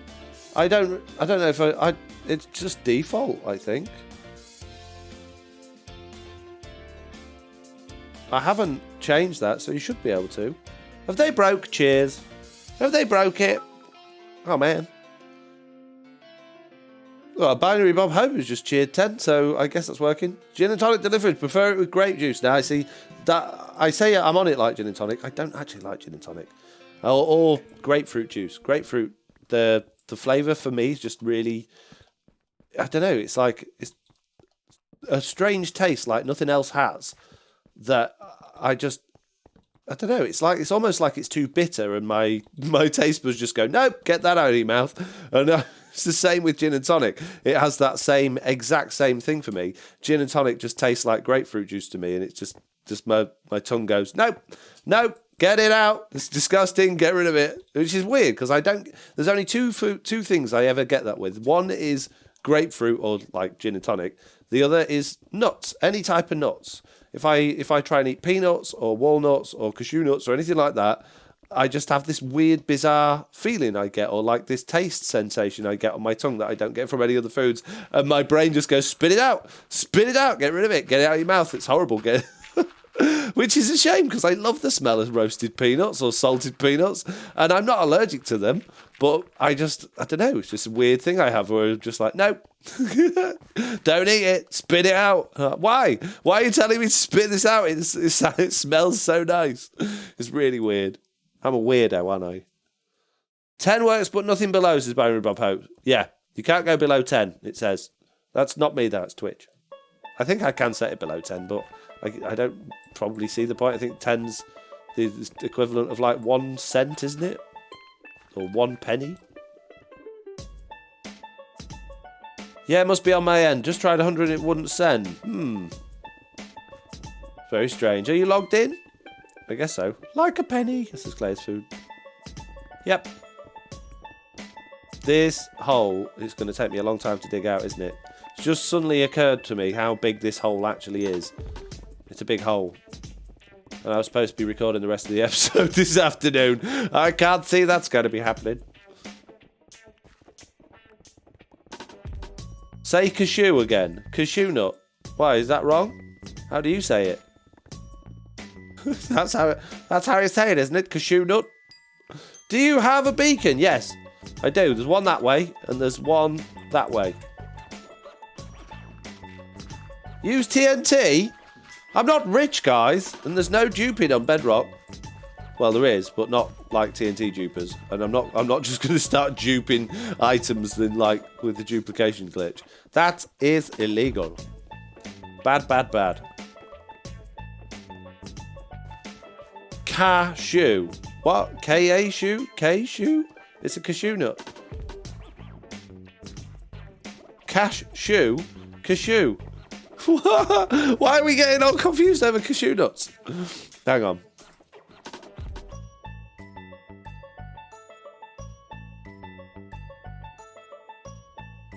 Okay, can we get Google to say it out loud? Cashew. Cashew. There you go. Cashew. Cashew. Sounds like you're sneezing, doesn't it? Cashew nut. It's the way it sounds to others, says Boxing Lofter. The way you say it sounds like a sneeze, lol. It does. A cashew nut. Bless you. Have a tissue. Did you not know that cashews come from a shoe? What? No, I didn't. Thank you for following, Glogstar. Appreciate it. Thanks very much.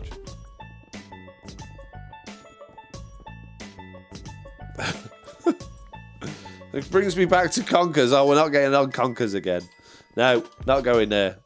We did a whole thing on Conkers last time. I haven't got the energy today. Or as we call them, chestnuts. We do still have, like, roast chestnuts and things. Conkers is different. Well, I guess it's kind of not. Shut up. It's the same, but different. Did you ever have... I don't know if you had these in the States, but in the UK, you don't see them anymore. But at Christmas time, we always used to have a thing called walnut whip. So that basically, you get these little chocolates, which were like in the shape of upside down triangles. I guess they were supposed to be like Christmas trees. And it would be like a chocolate outer layer, inside almost like a creamy marshmallow. And then like at the very centre at the bottom, like a cashew nut. Not a cashew nut, sorry, a walnut. And my mum used to love them. And I loved the taste of the outside, but I had to obviously like eat it in a way that... I didn't get the nut in my mouth because it just like ruined the experience. And I'm going back to like when I was probably like less than 10 years old. I haven't seen them for years. But yeah, I think they were pretty sure they were called Walnut Whip. Nope, our candies are rubbish, says the Gingerhead Man. We do have some good candies in the UK. We don't call them candies though, because that's not the right word. They're called sweeties. Sweets. Confectionery. You're in your wrong words. I've got a few chests of like materials here, haven't I? I ought to sort these all out really and organise them. I've gone a little bit overboard with my collecting, haven't I? Oopsie. Oh well. More flint. How much flint? Why does anyone want that much flint? There shouldn't be that much flint in the world. Hey there, Mr. Onion, lol. I wish I could stay a while, says Big Drake on Tree. I'm not Mr. Onion. Whoever gave you that crazy idea? Pfft. Definitely not the case. Don't know what you're talking about. Mr. Onion, where is he? He's still not alive, Boxy Lofty. I don't know why I call you Boxy Lofty in this chat when I just call you Lofty normally, but I guess it's your name in this one. He's not alive. He's in permanent sleep at the moment. He's in onion heaven. Tesco still sells walnut whip at Christmas? Do they? They don't want my one. Either that or they're hiding them. It's Foxy No-Tail's back again. Quick, hide all the walnut whips. He eats the chocolate and the marshmallow bit and leaves the walnuts all over the floor. You feeling better, Lofty? Says Cap. No, she's still got laryngitis. She was saying in Discord earlier. Poorly Lofty. See, I told you. Told you. You didn't listen. Now you know. Oh, why no beacon power here? Oh, this is not good. Oh, I'm too far away from the beacon. I don't like that. Oh, we need to make a line for where we're close enough to beacon. Here? There. We can do beacon from here. That's fine. That bit is no good. Digging out without a beacon. Puh. Don't think so, mate. Check Discord, Foxy. I posted a pic. Is that what you meant? Oh, hang on. Hang on. Where are we? Foxy's posts? No, that's my stream one. Where did you post it? Did you DM me?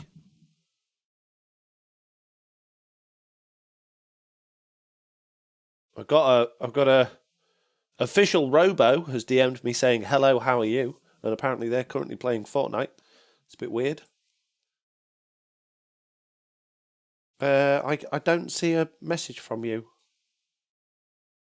Where did you hide it? General. Oh, there we go. Yeah. That one's got the walnut at the top, though. I thought the walnut was at the bottom, like hiding at the bottom. There's no way they're still in Tesco. I don't believe it. Impossible. Can't be done.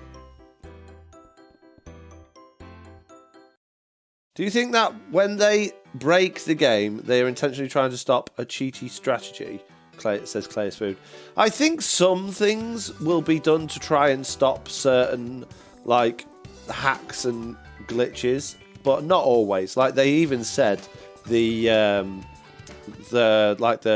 Trident Killer thing, they didn't mean to break that. They were like, oh, oops, sorry. I think most of it is unintentional, to be honest with you, because if they wanted to do that, there's obviously the easy, very easy to do duplication glitch, which everybody knows about, which would be so simple for them to fix, but they don't do it. And we have all of these issues with, like, not being able to look in hoppers or chests or things while their items are going in and out, which is supposed to be the fix for that duplication, but it doesn't work.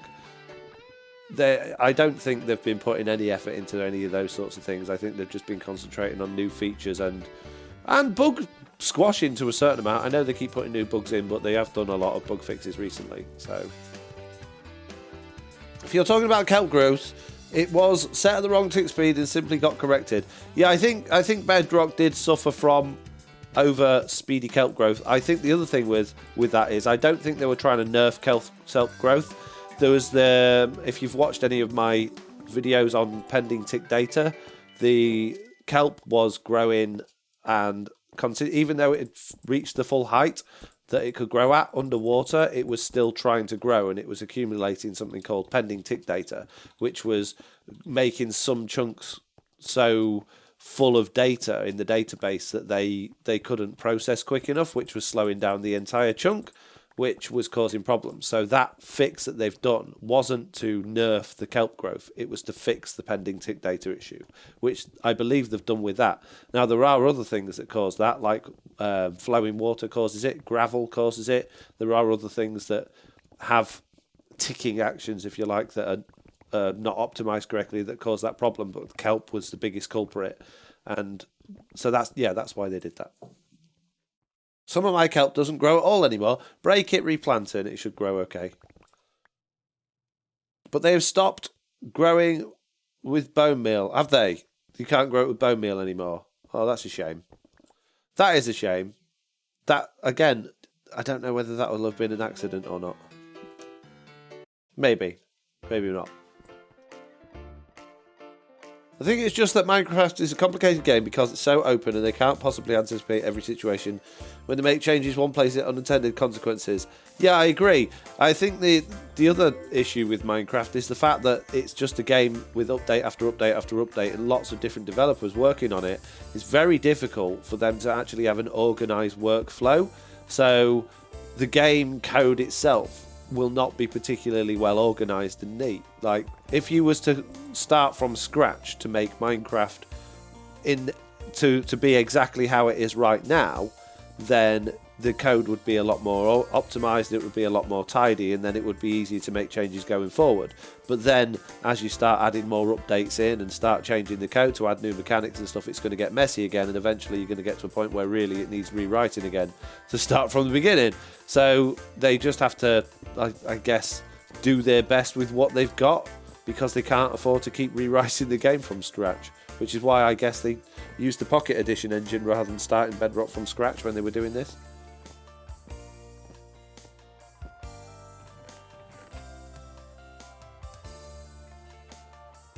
.13 was good for bug fixes, but 1.14 wasn't so good for how much it broke. Yeah, I think 1.13 was... It had a lot of bug fixes, but it had a lot of disasters as well. And we've got another follow. SS Boast has followed, and Glockstar as well. Did I already say hello to Glockstar? I don't know, but if I didn't, thank you very much. Hello, welcome. Thank you for following. Don't know if anyone is able to notice, but my throat's going a little bit. I'm getting a bit croaky, so I don't know. I was hoping to stream for quite a while actually, but I don't know if I'll be able to stream for a great deal longer, to be honest with you. I'm starting to feel a little bit not very good. Poor Foxy. Oh. New pickaxe. Shame I don't have a new shovel, because the game ate my shovel. Oh no, it's there. It's just broke then. Well, I lost something during the purge.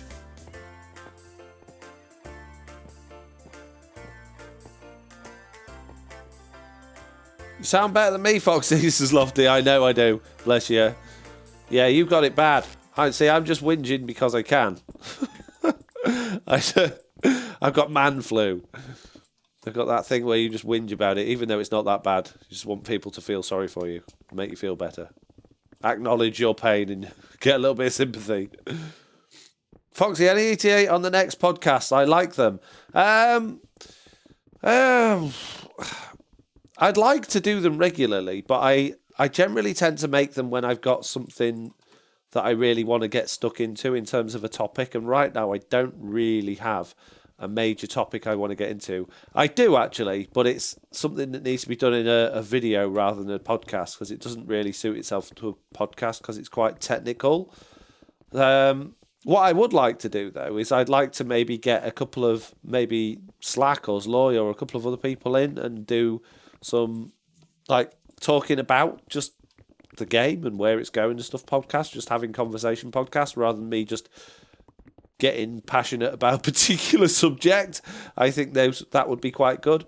But I'm going to have to see how time management goes in the new year. Well, I say it's in the new year. It's the new year now, isn't it? But as things start going again and get back to work and stuff, I have to see how things go, because I kept making promises I was going to do more last year, but the year kept getting on top of me, and I don't want to make promises this year and then get stuck in the same loop of not being able to achieve those promises. And it deflates you. If you try and, I really wanted to do more and I wanted to put more videos out and I wanted to expand more, but trying to keep up with those things just became so much of a chore in itself that I didn't look forward to doing any of it. And I just want to actually just enjoy making videos this year and get back into the routine of just having fun playing Minecraft rather than worry about what's the right sort of video to make and how do I grow my audience the fastest or any of that. I just want to enjoy it. I mean, there will be aspects of that. I'll be obviously putting farm videos out when I think they're appropriate to put out, and I'll be probably doing update videos when the new updates of Minecraft come out and things like that. But on the majority, I just want to have fun with it. I want to do some more cinematic videos, and I want to get the storyline progressing a bit more and just in playing with the people I enjoy playing with. Excuse me, I'm sniffing. I apologise. Hang on.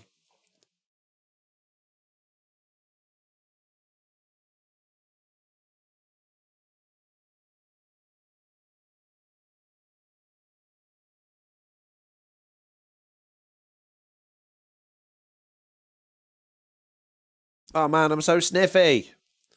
I was thinking the same thing. Was going to suggest like interviewing patrons or members of other TB. Yeah, we could do that. Could do it with patrons.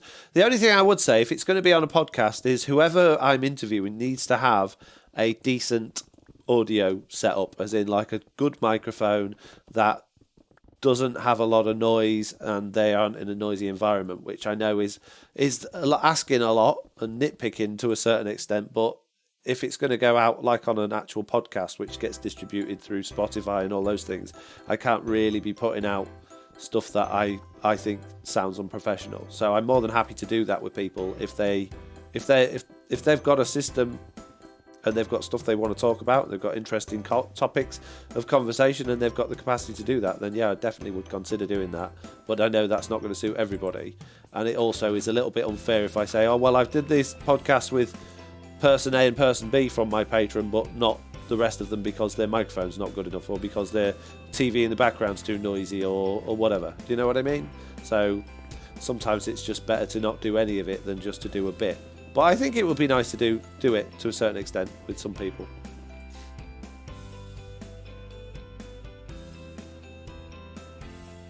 Sorry once more, I know I sounded bad, said Carbuster. Yeah, well, that wasn't an issue, because that was just, you know, if I'm in a live stream with somebody, live streams, you're not putting that production value into. You're just here to have a chat and a conversation with the people that are listening to or watching the stream, or just to sort of talk about what's on your mind and get some jobs done, really. Whereas when you're putting out a podcast, it needs to be clear so that people, because a podcast is often up to or over an hour long, you don't want people turning off after 2 or 3 minutes because there's just an annoying sound in the background that they can't put up with. And someone particularly like myself that suffers from those sorts of annoying noises, I wouldn't want to listen to a podcast like that. And obviously I personally want to put a certain amount of professionalism into the videos and things that I put out there. Live streams are one thing. Like videos, it's very difficult to put out a video with somebody that there's a lot of noise, because I don't want people to have to sit through something that they're not enjoying listening to or watching because there's an annoying sound, or there's an annoying noise, or there's a crackle to somebody's microphone, which I know a lot of people are a lot more tolerant than I am, but a lot of people are a lot less tolerant as well. So live streams are fine, but videos and podcasts and things like that really need to be as good as I can make them if possible. That cat is having issues, says T. Kimbrel. I agree. All I have is a set of Afterglow headphones I just used to talk to friends online. Reckon I'm out, says Big Dre Country. Just appreciate what you do and all. Yeah, I mean, some headset microphones are absolutely fine. The problem with headset microphones normally is either there's a lot of noise coming through them because of just the way that they're set up, or if you have them positioned incorrectly, you end up, if you have them like right in front of your mouth like that, then you get all of this sort of air noise coming through, and your B's and your P's start popping, and it just sounds horrible. So if you got a headset mic and you can move it away from your mouth but still pick up the audio clearly, it should be okay. Do you have a furnace array going on while you're digging? No. No, I got the giant furnace array over at the mob farm, which I just basically take all of the stuff I want smelting to in like 4 or 5 shulker boxes, dump it all in, AFK there for 5 minutes, and it's done. Haha, yeah, that's true, says Big Dre Country. I'm using a headset mic at the minute, but it's quite a nice one. Although it's not I say it's a headset mic, it's actually a lapel microphone, or a lavalier microphone, as whatever they're called, but it's attached to my headset microphone, and it's a decent one. You know, it didn't cost a ton of money. I think it was about $40. I would have spent more on one if they had a more expensive option, but this is perfectly good. But it's nowhere near as good as my main microphone that I have. I've got like a professional microphone that is on my desk that I use for podcasts. I did used to use that for videos, and just this one for like streaming and playing on Discord and things like that. But now I use this one in videos as well, but I put a lot of effects and filters on it so it doesn't sound horrendous. So you can do that to a certain extent, but effects and filters don't get rid of noises and background noises and hisses and mouth breathing things and that sort of stuff. So there you go. I've rambled. Yeah, you got me rambling. Well done. You win. I always do that. You've complained about your inventory since you moved to a server. Would it be better to have a dummy account as the owner? What do you mean? I don't understand.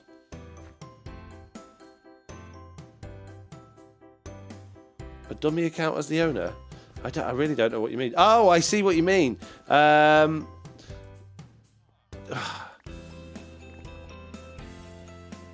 You mean like when I switch in between the server and the realm and my inventory gets messed about? It would, but then I'd have to have a different account that then I would have to open a brand new realm just for the odd occasion when we have to transfer these things across, which just means more expenditure, which just is daft, really. It's fine. It works. It's fine. I just have to remember to put my stuff in a chest before I log out and transfer it between. And to be honest, we haven't actually been back on the realm for about, I would say, getting on for a month now. It's all just been running off the server. You said owner inventory is treated differently. Yeah, well, what happens is, if you log in, if I download this world and play on it as a single player, then I have the owner's inventory. Basically, I get given the owner's single player inventory slot. However, when it's used as a server or up on just on a server, I get treated as just a normal player. So I get given a completely different ID and I get given a completely different identity. And again, if I upload it to a realm, which is why if I do a world download, right? If I do a world download from a single player world, you will, in the download, you'll get whatever I had in my inventory or in my ender chest when you open it up as a single player world, because it's the single player inventory. When you upload that to a realm, that inventory gets copied to a completely new player instance, which is the server one. So it's complicated, but it's all right. I've only managed to mess things up completely once, and I was able to fix it with world edit, so it's fine. It's okay. Just gotta remember. Get Chuck and Big Tune to run it. Thank you, Bang Boom. What? Oh, are you off, Lofty? Okay, fair enough. If he did that, he'd create another alter ego for sure. I've got enough alter egos. I don't need any more. I don't need any more. Thank you. Video idea maybe. Visit patrons' world to help them with builds, do redstone stuff with their farms. Don't know how that would work, but it's an idea. That is something this is going to sound horrible, but I am not remotely interested in doing, because I've got my own patron realms and servers, which I don't get enough time to go into and play. I certainly don't have enough time to go and visit other people's worlds and help them do their stuff as well. And again, it comes back to, if I start interacting with some of the people watching my videos in that way and giving them that much time and attention, then I have to do it with everybody, and I can't. I just don't have enough time in the world. I'm not a full-time YouTuber. The other issue with that is that it wouldn't do my channel any good in terms of views or anything like that. It would have negative effect because it wouldn't be the content that my viewers are used to seeing, so it wouldn't get the same number of views and things like that. And as much as I said a few minutes ago that I'm not going to be focusing on that, I'm going to do things that I enjoy, I've got to keep that in the back of my mind if I'm going to look at doing something that I don't enjoy doing. And no offense to you or anybody else, but I don't enjoy going to other people's worlds and looking at their stuff and seeing what they've been up to. I enjoy playing my game and building my stuff and sharing it with you guys. That's the fun I get out of doing it. I enjoy coming up with silly stories, and I enjoy putting together builds and characters, and I like the feedback that I get from you guys watching it. I don't have the same enjoyment the other way around. So apologies for that, but that's, no point in hiding from the truth. Like, it gets hard keeping all the accents straight with all the alter egos he has now, plus Dark Fox. Who's Dark Fox? I don't know what you're talking about. What's a Dark Fox? Do you mean Rogue Fox? Do you mean Tiz Tom? Who's Dark Fox?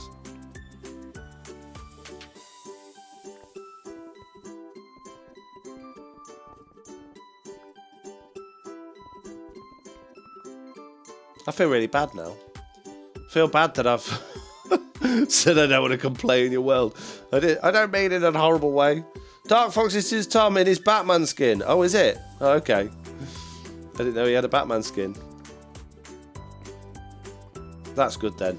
I'm glad it's got nothing to do with me and it's not just yet another alter ego that might be coming to the channel soon. So that's just one more thing that the TB server doesn't need is any more Foxy No Tail City characters. 100% does not need.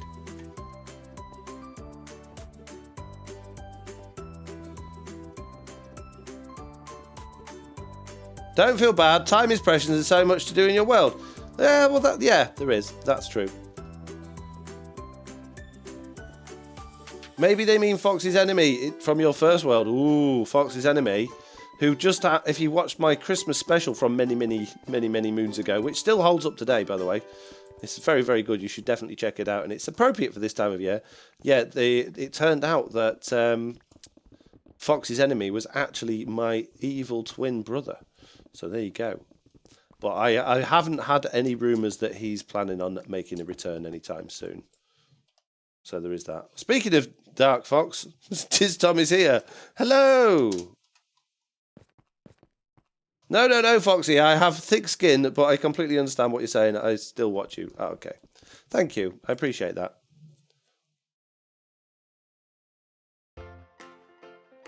I'm still here, Foxy. I've not gone bang boom. Left for work. Right. Okay. Good. I'm glad you're still here, Lofty. I don't know what I'd do if you weren't here.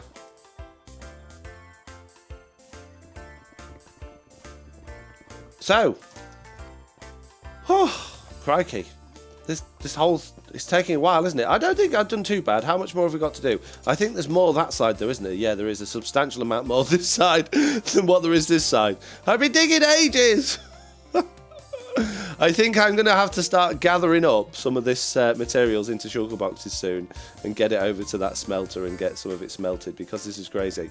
Speaking of the smelter, I also need to get the bamboo growing and I need string, so I'm going to need to AFK at the mob farm in order to get some more string because we're running... I think it was since Slack carpeted his entire base, he used literally all of the string that we had to turn into wool. Wouldn't it be nice if you could turn wool back into string? That would be great. I think I had that on my Java Edition data pack as one of the things you could do with the custom crafting recipes, because that is so good that you can turn string into wool into string. Would be very handy. Respectfully disagree. TB can always use more alter egos, especially around Zloy, says Makeshift Moots. Oh, Zloy does love a good alter ego. You had feathers into string. Oh, yeah. Well, yeah. Feathers or wool, whatever. Feathers into string would be just as good. Yeah, there's just way too many feathers and not enough string. Look at all the coal we've been getting. See, when you get that much coal... When you've got tons and tons of it, stacks and stacks of coal that you've been doing with Silk Touch, do you guys do what I do and just get lazy and chuck it all in the furnace and just get one piece of coal back per coal, or do you actually bother to lay it all down and break it with Fortune? I'm just really lazy with it. I get that much and I just go, stick it in the furnace. I'll get one back for each one. Kill the cats! Yes, good idea. Chop! Chop! Come here! There we go. Yay, string! One piece that's going to go so far in making bamboo. Thanks, guys. Fix my pick, chop, chop. What? Fortune always. Yeah, I like Silk Touch. I don't like cobblestone as much as I like stone. And obviously, in order to get the stone back, I've got to smelt it once, and then to make it smooth stone, I've got to smelt it twice. So it just feels, it just feels wrong to do it the other way around. Poor kitty. No, not poor kitty. Silly kitty. It's not the cat's fault that it got coded that way. It's like dolphins when they jump in front of you while you're swinging your sword. It's not their fault they were coded that way. But does it like actually frustrate anyone else? You know the splash screen that comes up? Let's quit out the game for a second. This bit here where it says, "Don't kill dolphins, you monster." And I'm like, how dare you? Game developer people judge me on what I do with this game when you're making them so annoying and jump in front of my sword. And especially on Java Edition, on the dolphins on Java Edition, when they nick your blocks as well. If you try building in the water and the dolphins just keep spawning, and then any blocks that you drop, they just nick and they start playing with it. It's so frustrating. Like, don't make dolphins really annoying and then tell me off for killing them. Yes, in real life, that's different, but don't make me out to be a villain in a game that I just want to sit and play and enjoy. I find that really bad that it does that. And I know it's supposed to be a joke, but I don't feel like it's funny. Mitz is here! Hello! Oh man, I didn't get a notification. Oh, Mitz. Unlucky. Live and let live, except they share the cap between squid, so they have to die so I can get more ink. Yeah. Yeah, that's another fatal mistake they made, is making them share the squid cap, because squid are literally the only thing in the game, or the only thing other than wither roses, I think, that gives you black dye.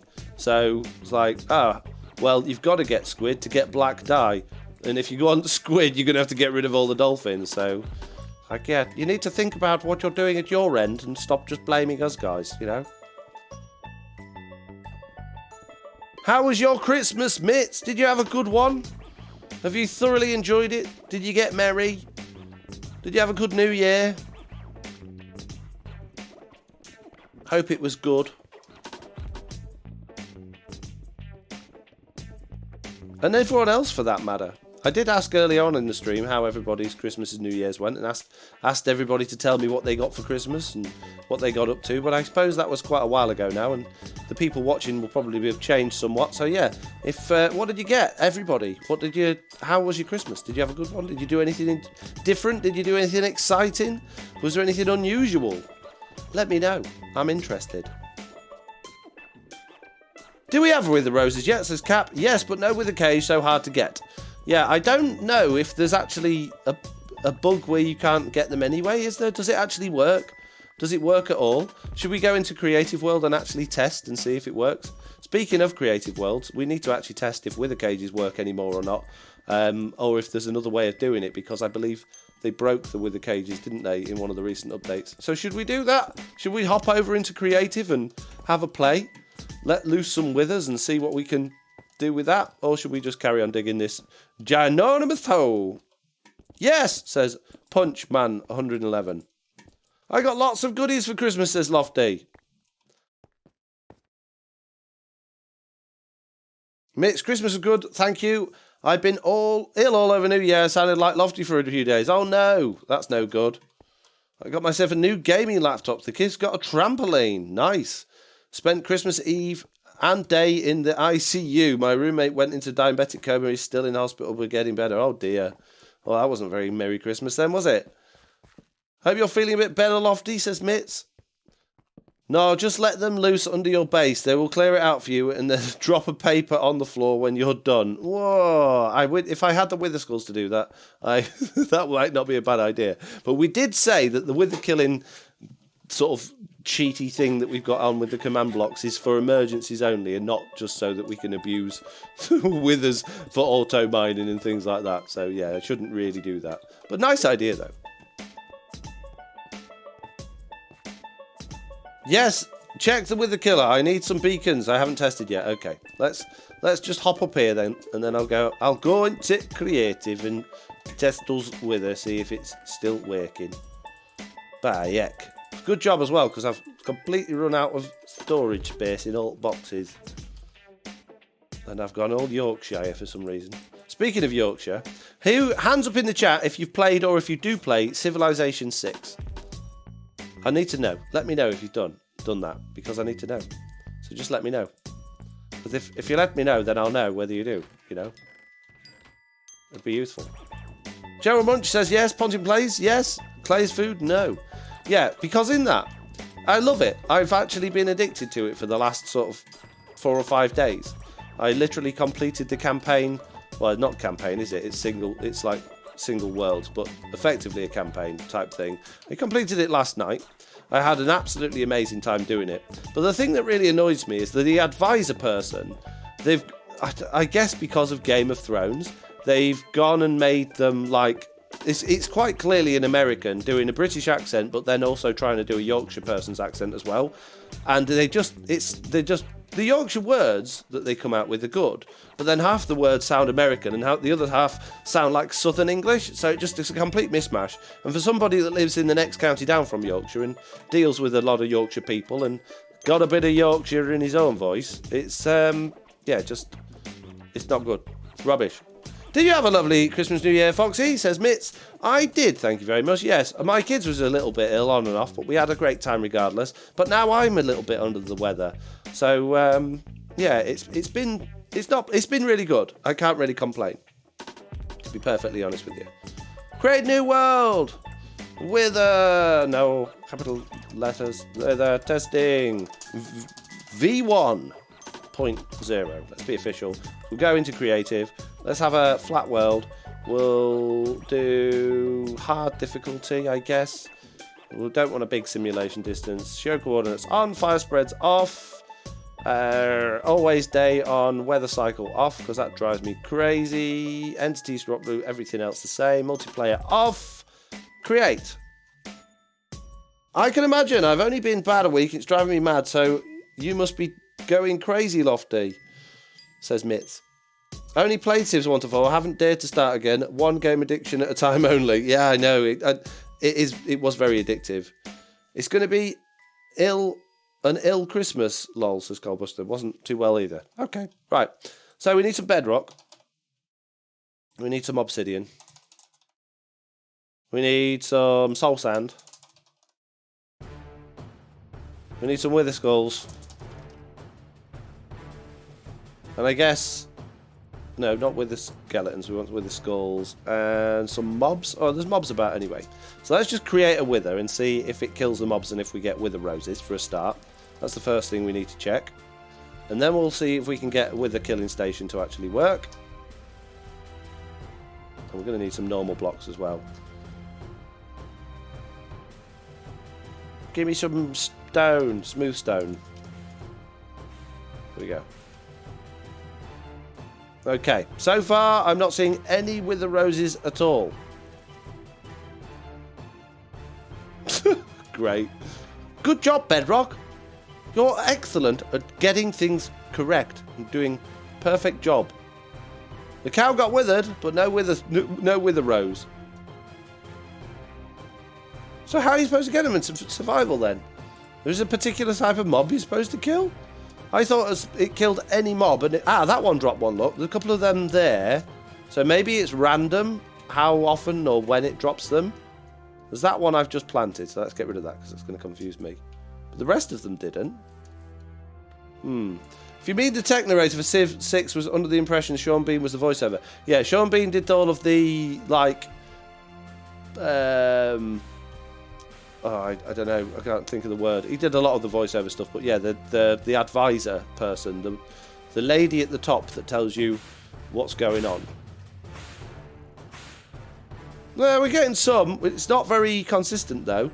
Not very consistent at all.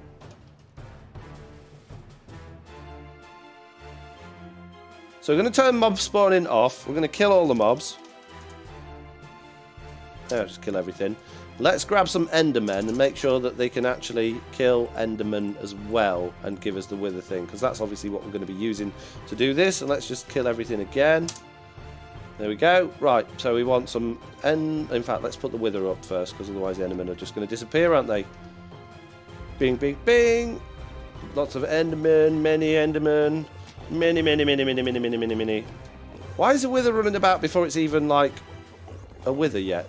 Surely it shouldn't be able to do that. Right, keep your eyes peeled for wither skeleton skulls. Not wither skeleton skulls, wither roses. I thought they were supposed to be like... I didn't realise it just dropped them. I thought they were supposed to be planted when they died. I guess not. Make a cage with stone, solid, then use spawn age to fill the cage. Then release the wither to see if it... Yeah, oh, yeah, that's a good idea. I like making a mess. Not seeing any yet. I mean, it is attacking the Enderman, which is a good sign, I guess. But I'm not seeing any wither roses. I mean, it might be that it's not actually killing the Enderman. I guess it must be. Come on. Do the killing thing that you need to do, please.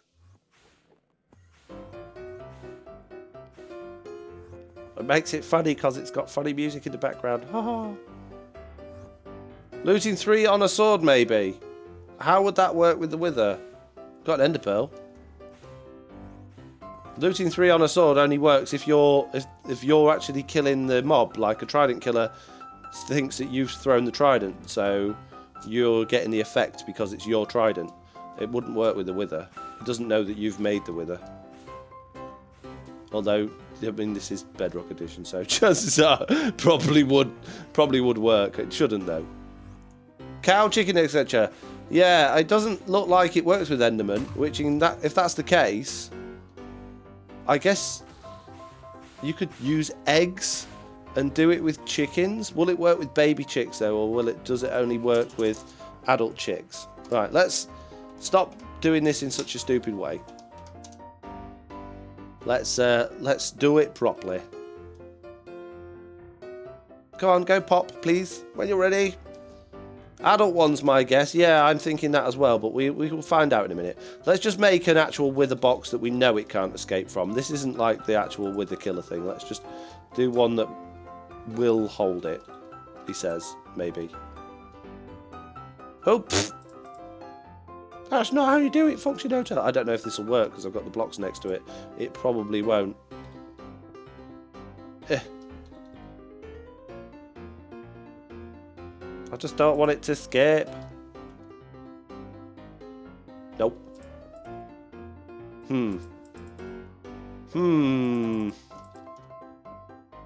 How can I do this? I suppose I can... Oh, I'll have to do it the proper way. Oh, man. Oh, man. Okay, let's make an end gateway type thing then. An end gateway type thing, like that-ish. There, and there. Ooh. Oh man, making a mess. And then we need to figure out what direction to actually plonk it in from. I've no idea. Oh, okay. I've only been playing Minecraft PC for about 8-9 months. I'm sorry. What's the question? I don't know. Probably depends if they die of wither effect or if the wither's damaged, says Liara. Oh, hello, Liara. I didn't know you were here. That makes sense, actually. Nope, wrong way. Great.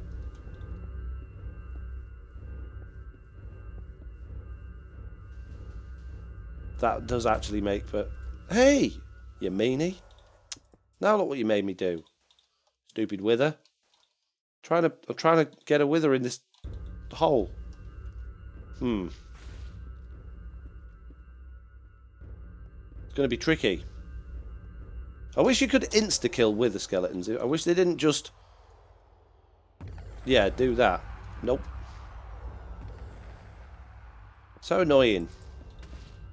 You'd think with commands that would make sense, that they wouldn't have to go through their stupid dying animation first. Oh man. I don't want to go in the hole.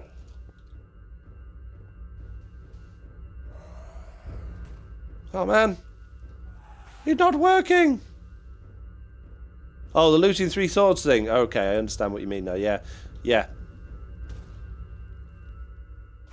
Any ideas where I should be placing these to get this in the hole? Has it moved, or is this the bit that's now broken? Do we need... Is this the... Ooh, what we need new?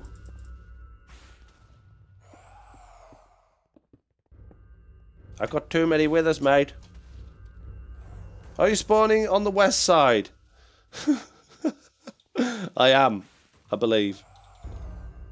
Because it's going forward. I think if I did it any other direction, it wouldn't do the same. But it was always like 3 back, and then the T, wasn't it? So it was on the 3rd one.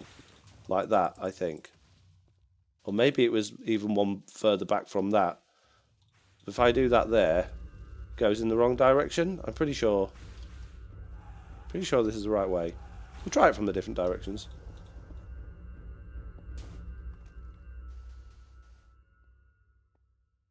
One, two, three. No, definitely not that way. I'm pretty sure it won't be this way either.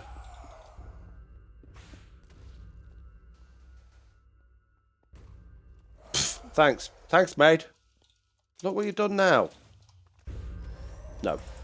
No, it's definitely... I'm definitely on the right side, I think. Maybe one of the two sides you haven't tried, says T. Kimbrel. Yeah, I'm pretty sure this is the right side to do it from, because it's going in the right direction when I do it that way. Oh, for goodness sake. It's just not going in. Maybe I'm too low down, possibly. And since when can they run about while they're in that formation? That's not normal. They shouldn't be able to fly around and do things while they're in that state, while they're charging up. It's ridiculous.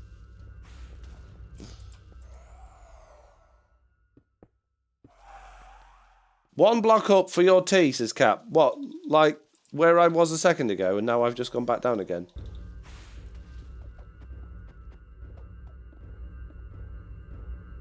Go away. Shoo. Wasn't there like a block you got to put on top to force it down? Yeah, I don't know. It's all changed since I last did it. Last time I did it, all you had to do was come 3 blocks out of there, put a T there like that, and then you would just literally place it on there and put the wither skulls on. And the other thing I used to do, for good measure, was to just block off the bottom of it to stop it dropping out the bottom, because it would go in, it would go out the bottom like that. But it's not even going in the right place now. So I don't know. I don't know. If I break that, will it go in there? Almost. Gonna break me obsidian now, aren't you? So I think it is one more block back I've got to go.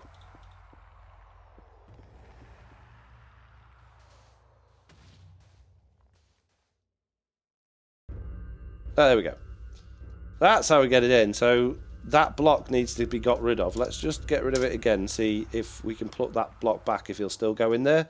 Wasn't there like a block you got to put on top to force it? I just read that one, Liara. Stop making me read it twice. You're so mean. Alright, let's pop that there. Let's try again. Okay. Well, that's a good sign. So just putting the obsidian around the bottom seems to do the trick. And it didn't break either when it blew up, which is unusual. I know, now it's broken. Oh, well, we've got a wither trapped in the cage, which is good.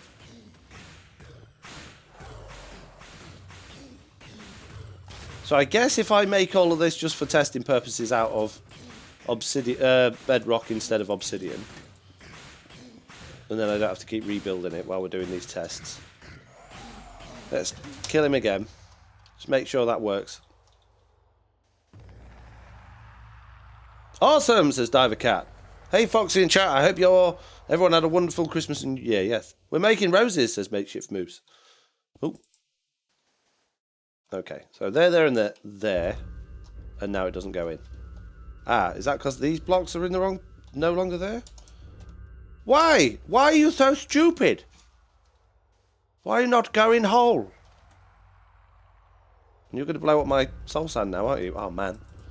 Does it have to be obsidian? I don't get it. Or is it just random? Is there like a random chance that it goes in a different place? Oh, don't start. Don't start whizzing about being all annoying. Oh, you're going to break my obsidian again now, aren't you? I know what I need to do. I've got an idea.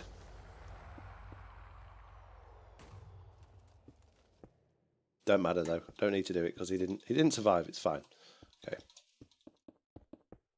Okay. Try again. What? Why is it not going in now? Can you log in and out, or would that make it escape? I don't know. We've got to get it in there first.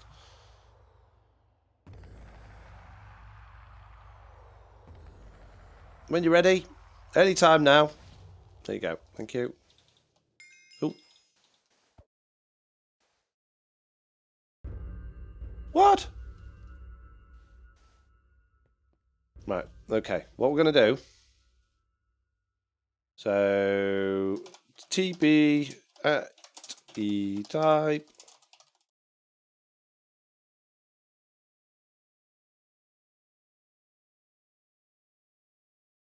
There we go. That'll get it out of the way. Huh.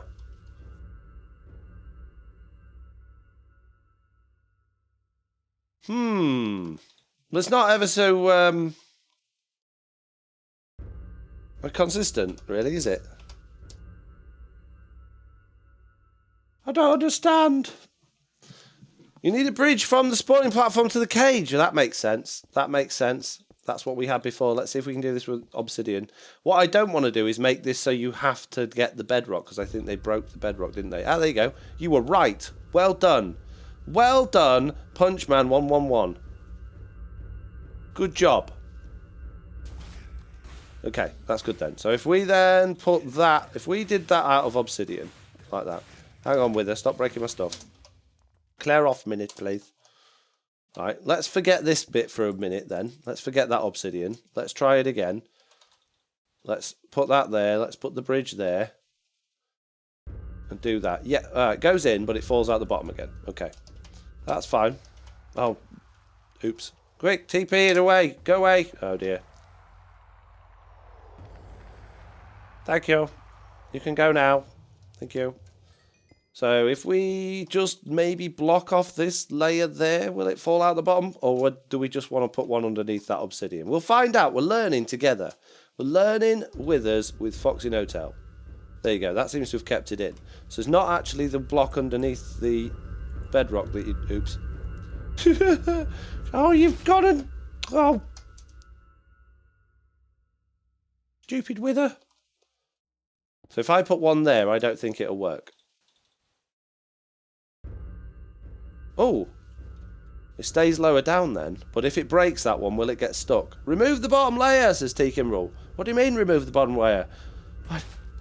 See, that's no good. So we need that.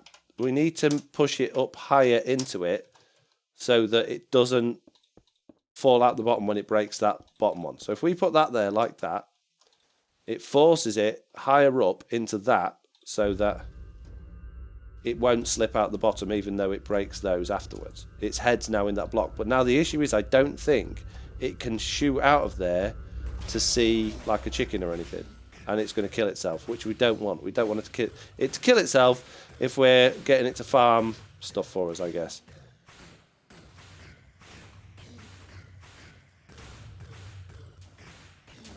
I want an egg. Give us an egg. Give me some chickens. Quick. Give me some wither things, whatever they're called. It's not taking damage in the bedrock. Yeah, it is in that one. I suppose if you could get a piece of bedrock, but I think they've broken the bedrock thing now, haven't they? Yeah, we do get wither roses from the baby chickens then. That's good. So we could do this with eggs.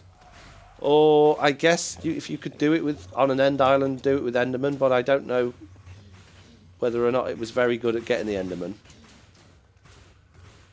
Use spawn head for chickens. Well, I wanted to see if it did with the baby chickens. So you get this in survival and then surround it with chicken or bees. Oh, I suppose bees would be a good one as well. Bees not as easy to duplicate as chickens though, I guess. Right, let's just get rid of that wither for a second. If we... What we need to do is somehow... If we put that there... Where's my other stuff gone?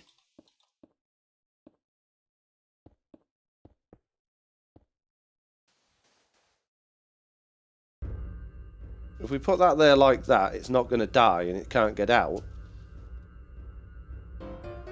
But we would need to somehow get hold of a piece of bedrock on Bedrock Edition, which I know you could do last time, but we can't do that anymore, I don't think, unless there's another way. But it's going to just sit there now. It's not going to die, which means we can then create another platform somewhere else to put our stuff into. Does that make sense? Endermen don't drop the roses. I thought we discovered that they did if they died of the wither effect. Let's find out for sure. Oh, I can't because I can't stop them from teleporting, can I?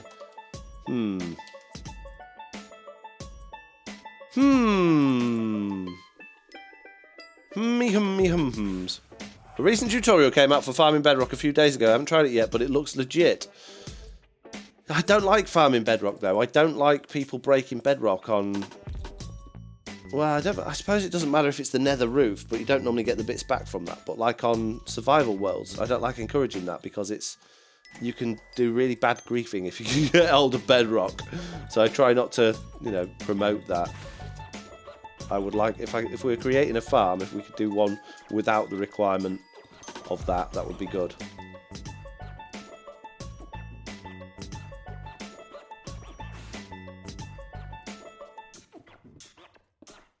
We can, I'm just thinking if there's a way we can like make a water corridor, not corridor, like a waterfally bit like that, so he's not going to break the obsidian. Maybe, I don't know. Making this up as I go along completely, 100%. And I'm making a mess as well. Can you tell? Why have I got 3 there but only 2 there? Oh, I see. I made a boo-boo. Oops. Made another boo-boo.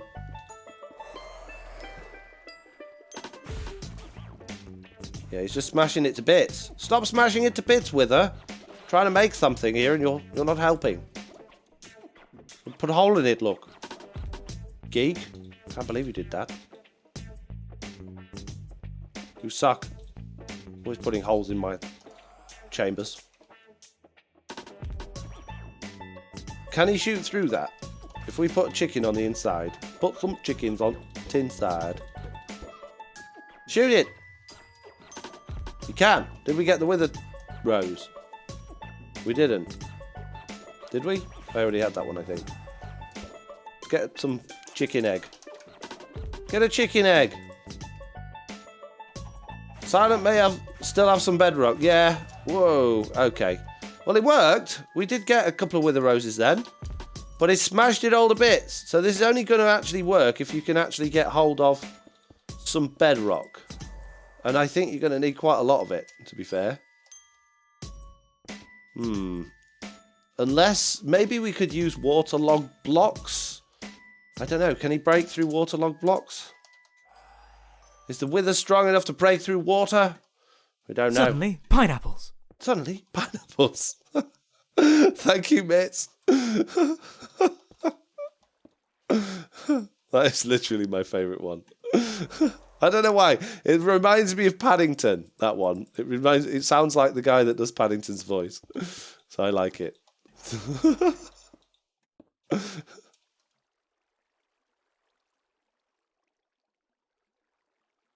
Suddenly, pineapples.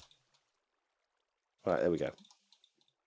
I was going to have our chickens in bath, right? What we're going to do, smash all this bit to bits. I'm going to make the back of this out of stairs with water in. Water stairs, it's going to be called. So water stair, Foxy No Tail, super special, wither killing machine. McJob. Many water. Many water. And this, oh no, not Enderman. Don't want Enderman. And this side, he's going to smash this to bits, isn't he? It's just going to go, it's going to end in tears, this, isn't it? It's just going to ruin it again, isn't he? Got a feeling. It's not going to work at all, Foxy No Tail, actually. You never know, this could end up being genius.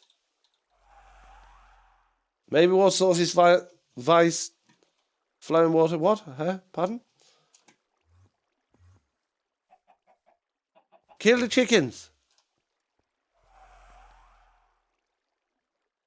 Go on then. Shoot! Shoot her! Nope.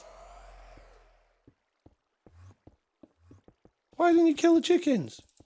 Made a lovely little chicken killing station for you there and you didn't kill it. Shoot it. Shoot the chickens. Can you not see them? They're literally like right there. Don't tell me you've gone vegetarian. You've got your eye on that Enderman, haven't you? That's the problem. Oops. I killed the wither as well. Oh no, it's going to break all my stuff now. Oh, whoops. Quick. Oh, nothing I can do about it. Oopsie. Oh, it didn't. That's good. Excellent. Let's build another one. Hurrah! Hooray for science. Chicken. Chicken test subject number 1s and 2 and 3 and 4. In there. Off you go. Although I like to call you wither. Well, that worked. Just the explosion of the wither starting worked. Okay, well that might be a way to farm them then. If you can get loads and loads of wither skulls. OMG, guys. I figured out science. He's not shooting them again now, though. It doesn't break the waterlogged stairs. Level 999, says Punchman111. There you go. You're learning things with Foxy Hotel here. He's gone to sleep, sadly, but we do know now that withers won't actually break waterlogged stairs. Needs line of sight to keep attacking, says Glockstar. He should technically have line of sight there. I mean, there's a chicken literally sat next to him that he's not remotely bothered about. What if we go in survival in here? Is he going to be attracted to us? No, he's asleep.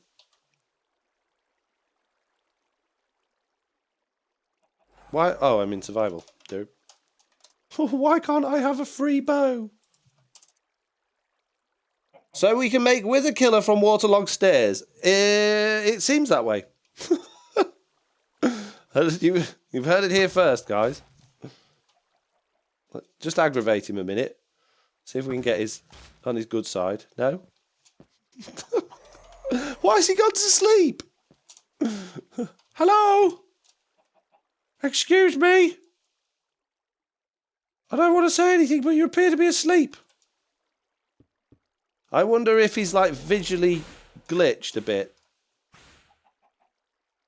What are you aiming at? What if I log out and log in again? You can make the whole wither cage out of water stairs, makeshift moves. We'll have a look at that in a second. Tango Tech has a nice chicken fountain season on this season of Hermitscraft. Right, okay. Now he's out. So I guess re-logging's not a thing then. Let's just get rid of him for a minute. Let's kill him. Let's try that again with him being in it properly and see if we can log out and in. Because obviously what we don't want is the game to crash, kick us out, and then we come back in again and he's escaped. Although, having said that, if we have him in a full waterlogged room, like you guys are saying, that might be absolutely perfectly fine. So we'll find out in a second. Let's log out. Log back in again. And he is out. Okay. Right. Let's try a waterlogged room then. We're learning witheriness with Foxy No-Tail. We're making strides in Bedrock Edition.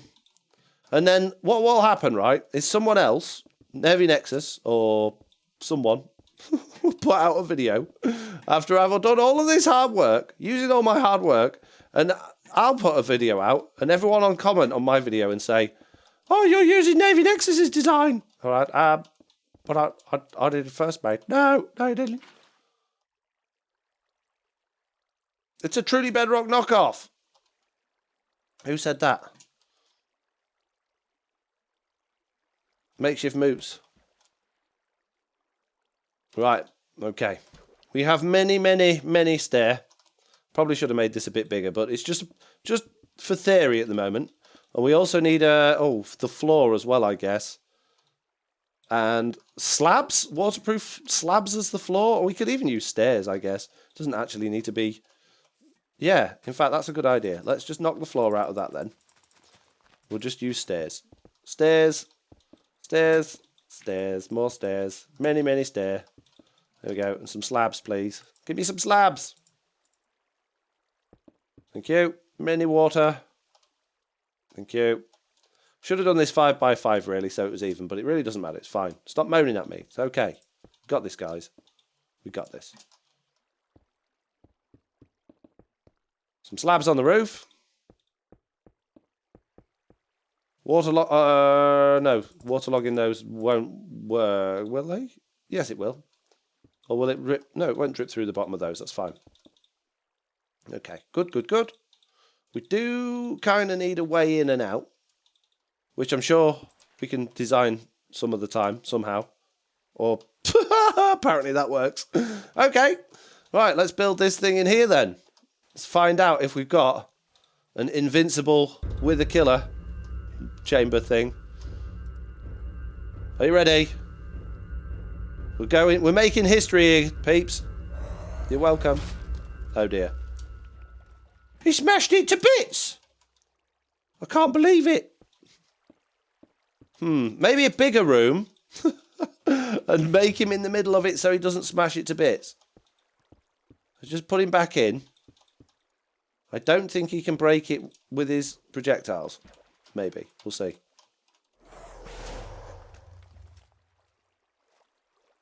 Oh, look, you've knackered me floor now as well. It's all broke. Spent ages putting in that hardwood flooring. It's made of stone. Shut up. Fine. It's a joke. Okay, there's a bit of water in here as well now. That's that silly wither. Oh, man. It's all wet in here. Let me out.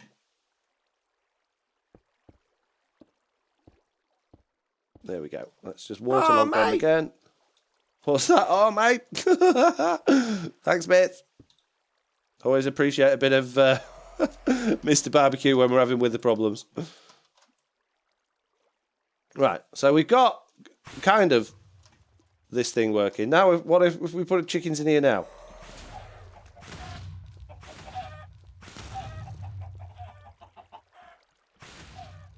Many, many wither roses. Look at that.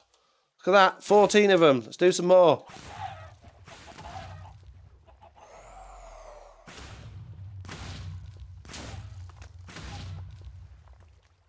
Am I getting any? I've got one.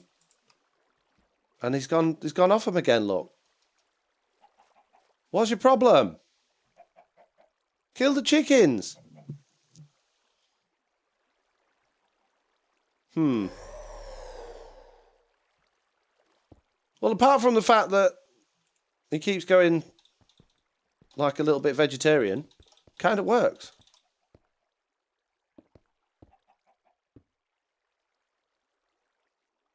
A bit, sort of. Why does he keep going to sleep?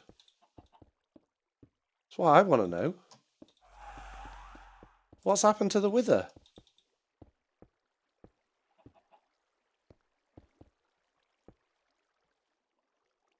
Yeah, going to need to scale this water room up, says the mic on Switch. Yeah, well, theoretically, in theory, from what we've discovered today, there's no reason why you shouldn't be able to do that.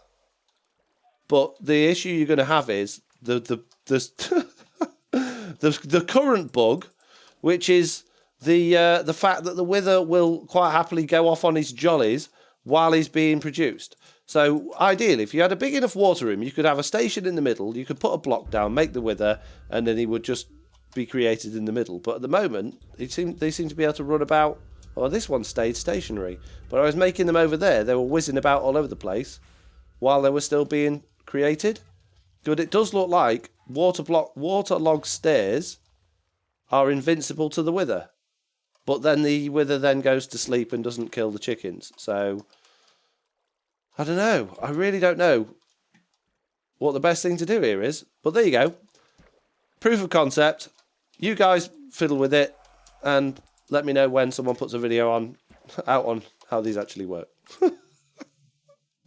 You can make a window so you can see and attack the chickens. Well, he had chickens in there with him. I don't think that's the issue. Holy crap, you've done it, XL99. Thank you, Makeshift Moose. Thank you for the C word. Going to need this... Oh, I've just read that one as well. So there you go. We have successfully done that. And I think that's probably a good time for me to finish this stream, to be honest with you, because as you can probably guess, my voice is hurting a little bit and I'm a little bit tired. So I'm going to say thank you all very much for watching this live stream. I hope you enjoyed it. If you did, don't forget to follow and check out my video on this room when it comes out, and probably a Wither Killer video soon as well. Anyway, thank you all very much for watching. Have fun. And I'll see you... Oh, hang on. I've got my credits button. Credits. Bye. There we go. Roll credits. We've got to say thank you to everyone, haven't we? Got to say thank you. Is it working? Credits. Oh, there they are. So we've got cheers from Binary Bob Hope, moderators Liara, Mitzcats and Streamlabs. Thank you very much. Followers, I'm Deep, Esbos, Glockstar, L Pro, Ishon and Games Score, and Resub, Seabone, Slack Lizard, and Jack's Dad. Thank you very, very much. I'll see you all later. Bye.